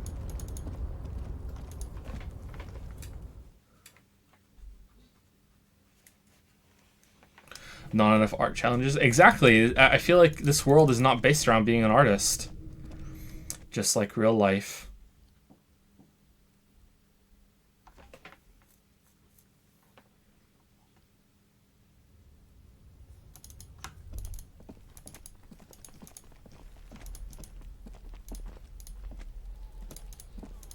Can we take another shot at getting this guy down? I feel like no progress was made this stream. What do you mean? We got back into our room. We sold Kim's rims. We spent 30 minutes saying thank you.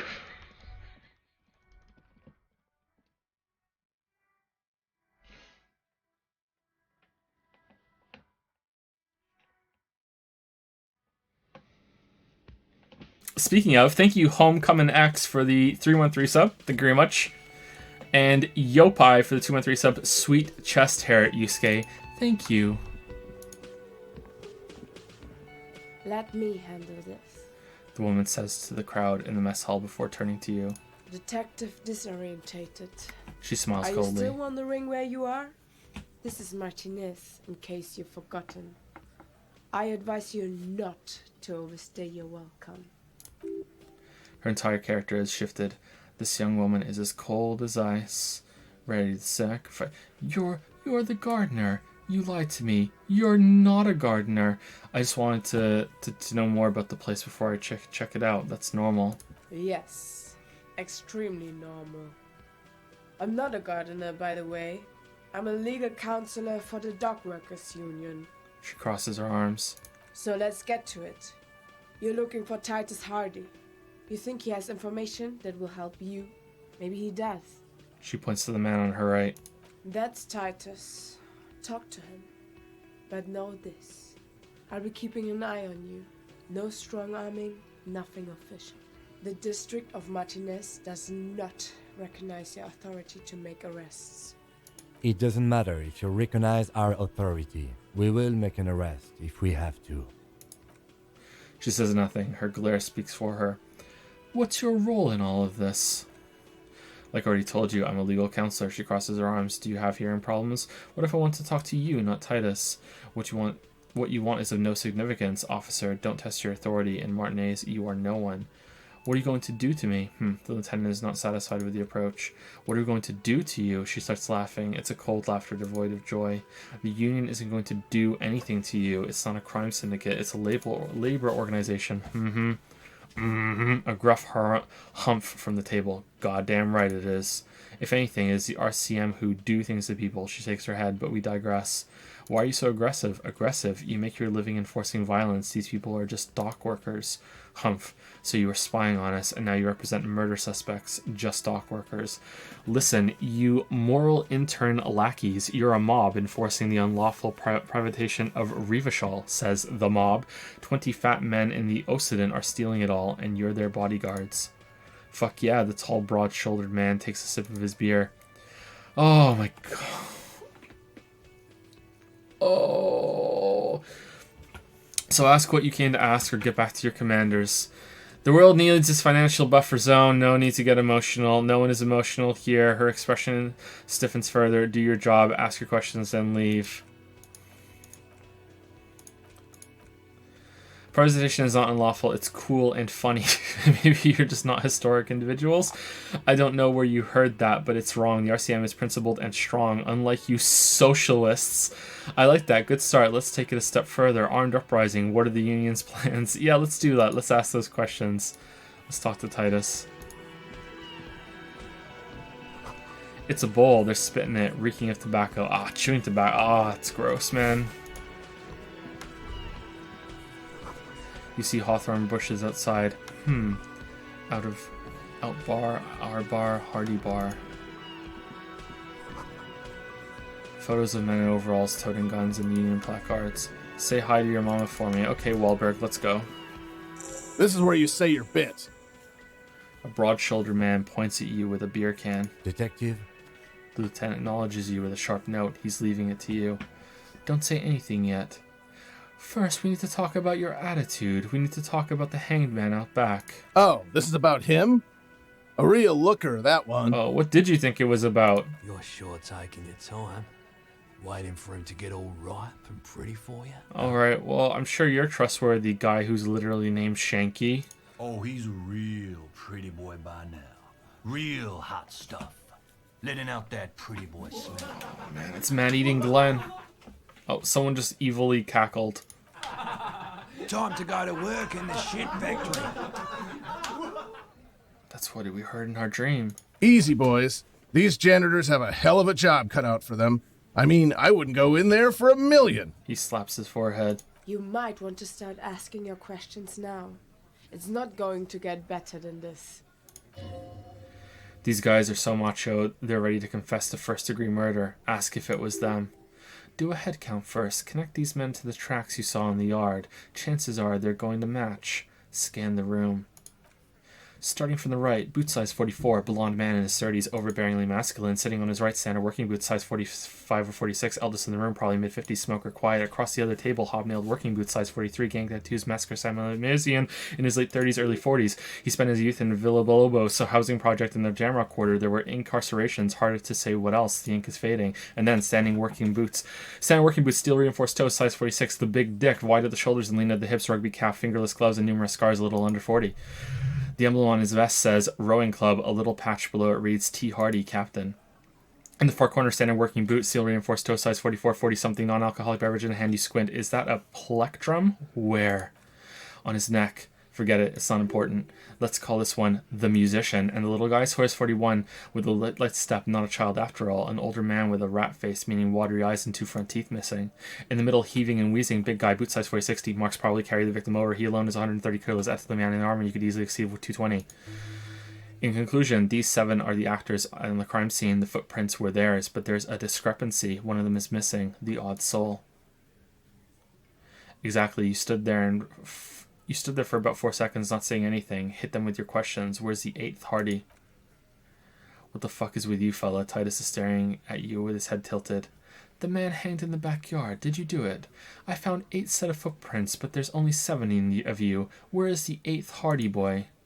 What are you talking about, madman? There's no 8th Hardy boy. There's 7 of us, and we're all here. He sizes you up. Or what? You want to be the 8th Hardy boy. We ain't hiring. He shakes his head. Actually, boss, we've been talking and we think she could maybe. This person Glenn wants to hire. He really respects her. Shut the fuck up, Glenn, he roars. I do the talking here, and now what the fuck do you want, cop? It has to be good if he won't let you pursue it. It looks like the lieutenant thinks so too.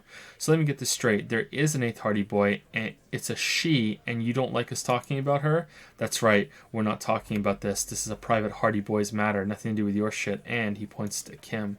You're not cops here. Don't go digging around. If you don't want a bullet in the back of your head, I'm watching you.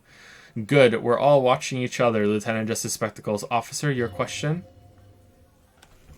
There's no point in pushing it further, he thinks.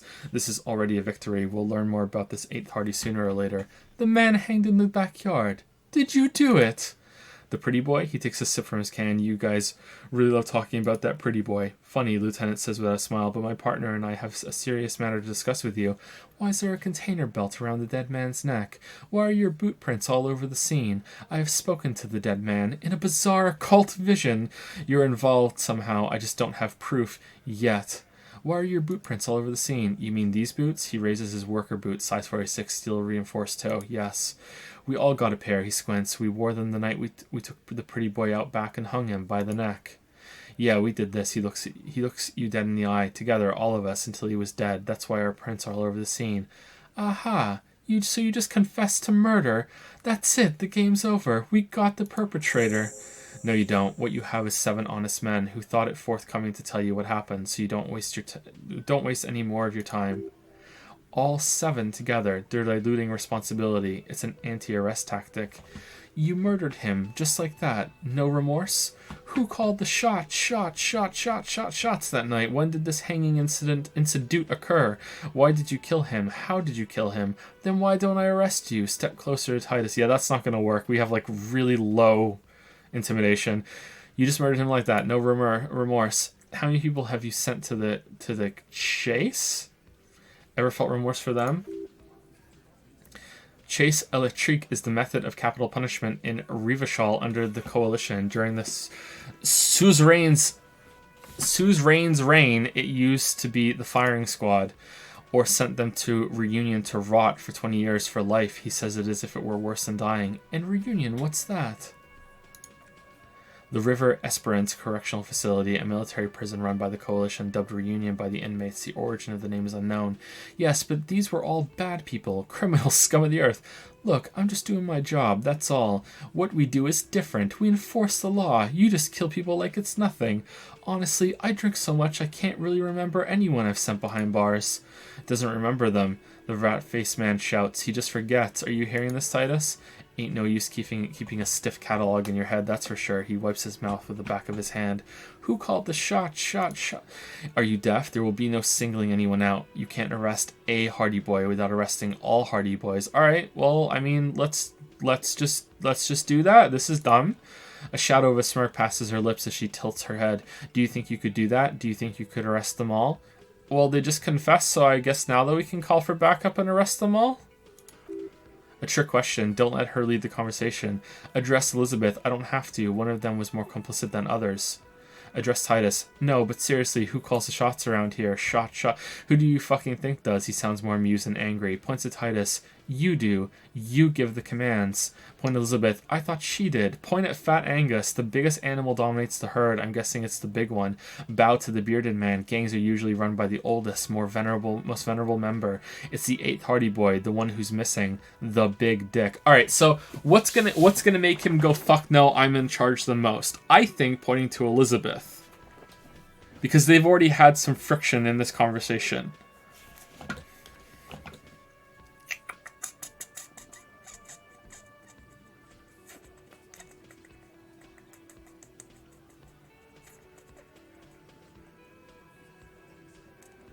Chat demands big dick. Alright.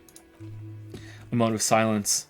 The long-haired one breaks it. Titus, no one was thinking that there's any question who's the leader. That's how he would have ended it. Titus won't let him. No. He shakes his head. Fuck no. The big dick is right here, asshole. You're looking at it. He grabs his crotch. Right fucking here.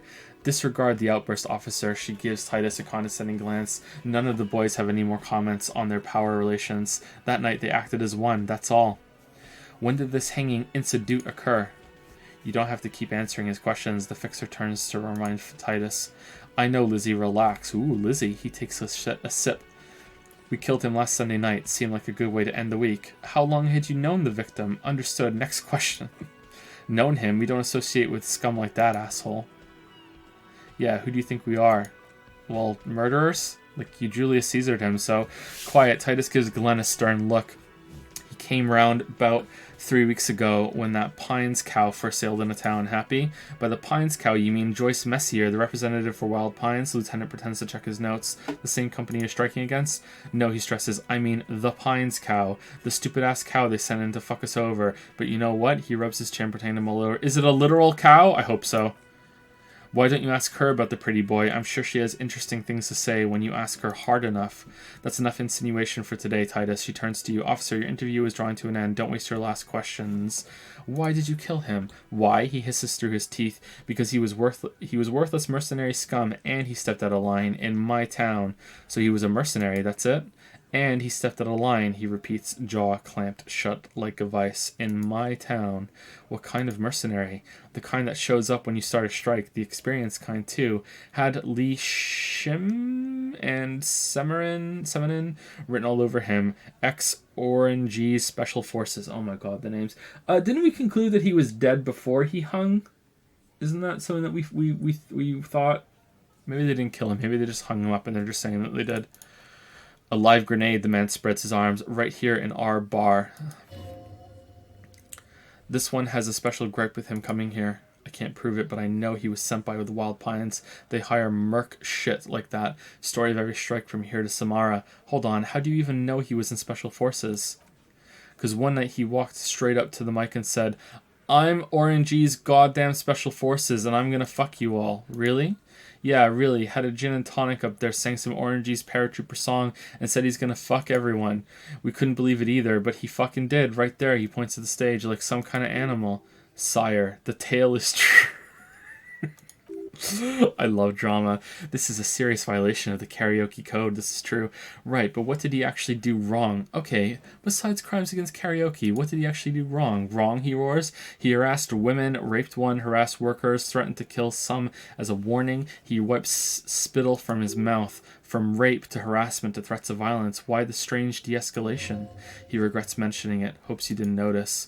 To kill us all if we don't open the gates, if we don't let the scabs in, if we don't bend over. He cracks his knuckles, and that was before he started coming here. Yeah, he said it was his favorite joint now, started coming here every night, drinking, grabbing girls, grabbed one of ours mid-karaoke right there on the stage. He grabbed someone. The lieutenant is trying to make sense of this flood of information. Yeah, this girl's on the mic, a beautiful girl, young, gets into the second verse of Lover Lake. The fucker grabs her legs, starts screaming, "Show me your cunt. Why don't you show me your cunt?" Then he gets knocked on the head with a wine bottle, doesn't even fall down. He shakes his head with disbelief. Was this the same girl who was sexually assaulted? Raped, you said? Okay then, now about the man you killed. Aren't you fucking listening? My man is talking to you. He took care of it. They got the girl out before anything else could happen. Yeah, me and Eugene got her out. Aren't you fucking listening? He repeats like a parrot.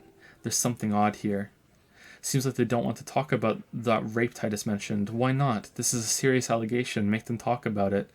Right, but who did he rape then? This is a very serious allegation. Okay then, about the man you killed. No, let's push it.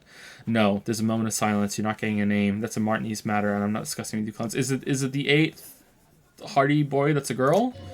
There's nothing you can do for now. He's stonewalling you. How did you kill him? We hanged him up by his neck until he got real still. Wasn't that obvious, copper? Didn't they teach you anything at the cop school, idiot? This is where an autopsy would come in handy. You have to work with what you know. We need more. Did you muffle him? We haven't heard any reports of screams. Titus, you don't have to clarify anything. We overpowered him, dragged him his unconscious body to the tree, put a noose around his neck, and hanged him till he was dead and steady.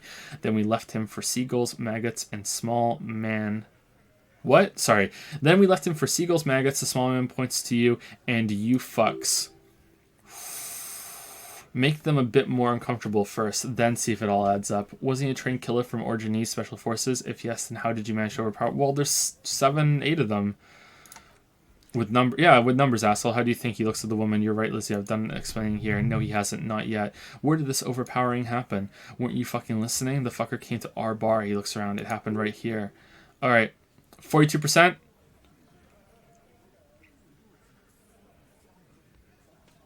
This is a red check. It cannot be retried. I believe. Send me your energy, chat. Send me energy. I'm closing my eyes.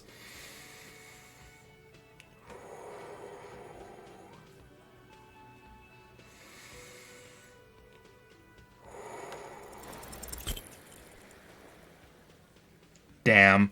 Actually, they're admirably, surprisingly composed. The entire room, given how many questions you've lobbed their way. All of them? Maybe one of them is fidgeting, cracking under the pressure. Well, this one.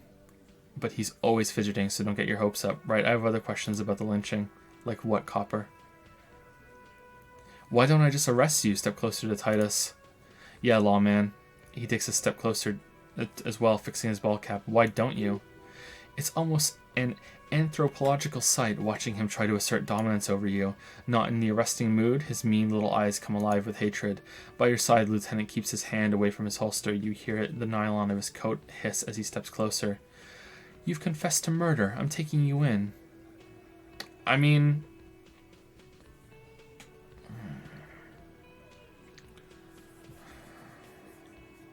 I don't think this is going to end well.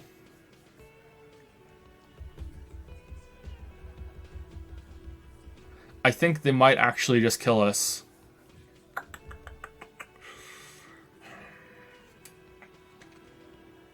Like, I want to take the game seriously. I also want to see what would happen, but I also kind of want to take the game seriously. Like this real situation, to treat it with like as a proper situation. Like, I really do think that they would just kill us. So it's a possibility.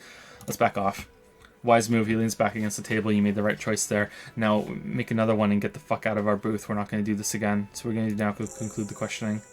Nothing. Her reply comes sharp. Your investigation here is done. Leave Martinez. Go back to your stations where you belong. I think we're going to stick around. Thanks. Some things don't add up here, Titus. Lieutenant closes his notebook. I've done this job for long enough to know that people don't just confess to first-degree murder, even if it's a group responsibility. We're going to look into this.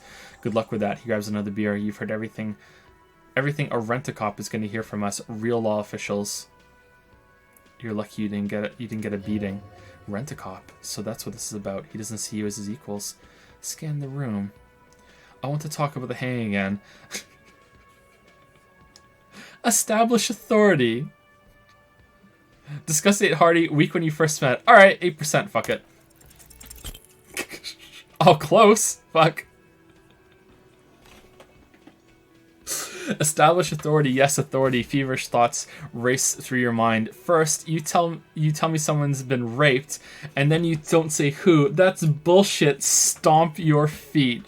I'm the only the only thing keeping this town from going to hell. You're not helping. Point your finger. Turn to Lieutenant Kim. I need your gun. That's it. That's all I got. Did you already try the gun thing? I hear the gun thing is excellent and has great results. You're probably right. The others are only there for filler to make the gun thing pop. Alright, let's do the gun thing. Why? That's not what he thinks. This is a great idea. Everyone calm down. This is only a demonstration. Turn to Kim. Kim, the gun, please. What in the name of fuck are you doing? But Lieutenant looks worried. He whispers, I don't want to give you my gun. Not after last time. The fuck is happening, Titus? What are they whispering about? Easy, Shanks. The leader gestures for him to stand down. I want to see where this is going. I'm not scared anymore. I know what I have to do. Trust me, Kim. I am merely flesh. There's no other way. I know what I'm doing. It's not my first day on the police job. I want to turn back. Trust me, Kim. I am merely flesh. Merely what? He doesn't quite catch the last word. A brief moment passes in silence then. Be careful, it's loaded. He unholsters and gives you his firearm. It feels oddly light and buzzing in your hand like a funny toy. What the fuck, Kim? Good. Now put it in your...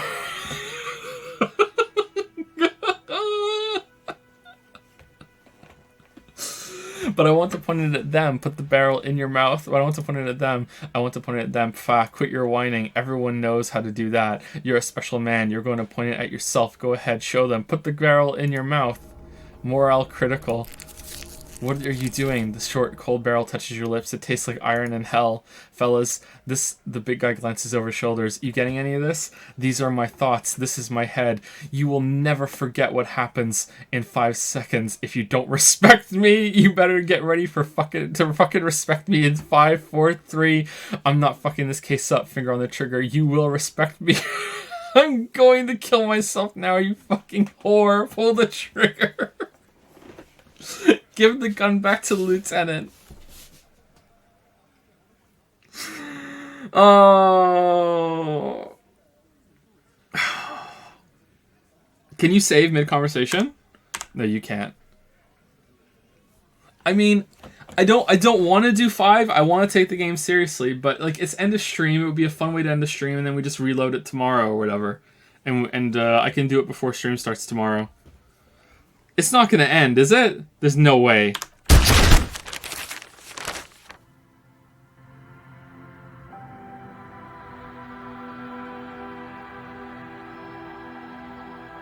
Deranged cop kills himself. Citizens in shock as a deranged law official reportedly from the 41st precinct shot himself in the head last night in the middle of a crowded cafeteria. Downtown, we sure showed them. The exact details of the incident have not been revealed, but first-hand witnesses claim the officer was making a point. Can't say I'm surprised. Lawrence Gart, a manager of the Whirling and Rags cafeteria, where the incident took place, commented he was extremely unstable and had threatened to kill himself before. We showed them. Oh my god. Alright, that's it from me, everybody. Before we go, thank you to Spaghetti Master 420 for the new sub with Prime. Welcome to Primetime Spaghetti Master 420. Welcome to the Pickle Pile. Also welcome to the Pickle Pile to Arara Deterno. Welcome to Primetime. Thank you very much. Thank you both for the new subs. Oh, check where the last save was. Where was the last save? Oh my god. Oh.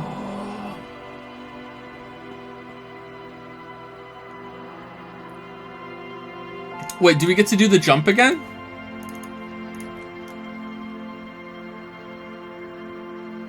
Save before all combos? I really should. I really should.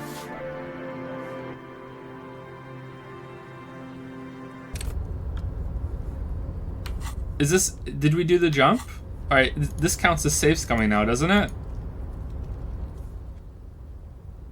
We'll fail again, it's fine. Yeah, there we go, we failed again.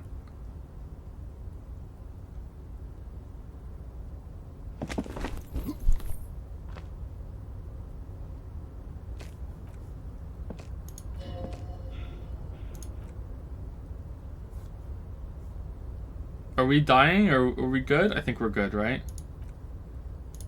Yeah, we're good. Alright, okay, so we saved it. Alright, so I might do that conversation again off stream, or maybe we'll go through it again and try those stupid fucking intimidate tricks again. I don't know, for fun. But that's kind of safe scumming. I don't want to do that. Anyway, so I shall see you guys tomorrow. We'll continue the game, and then we'll do some more on Thursday, and then that's it for streams for the week. If you guys start getting tired of this, then we will stop playing it, but it seems like everyone's enjoying it so far, so I think we'll continue until we finish it. At the rate we're going, I'm pretty sure this game is going to last until the Witcher video is out. Like, I don't know for sure, but that's how it appears to me, glasses. I'm guessing that we have at least two weeks of this left. So, we'll see, at least. Anyway, so I'll see you guys later. Have a good rest of the day. And if you weren't here before... Whoa, scary. Whoa, it's growing bigger. Whoa. Anything I missed throughout the stream or anything like that? Anyone like have a question that I asked repeatedly that I didn't answer real quick before I go? I'm gonna guess no. Usually they're spammed at the end. Your thoughts on it? I'm enjoying this game a lot so far. I like it. I still like it. I haven't changed my thoughts. I still like it. It hasn't gotten better. It hasn't gotten worse. Because I still like it. I'm missing your stream, but I'm glad you like the song. Even if you missed the hidden pickle, it's based on a meme where people make the same remix out of pretty much anything. Thanks, Moxus. I did like it.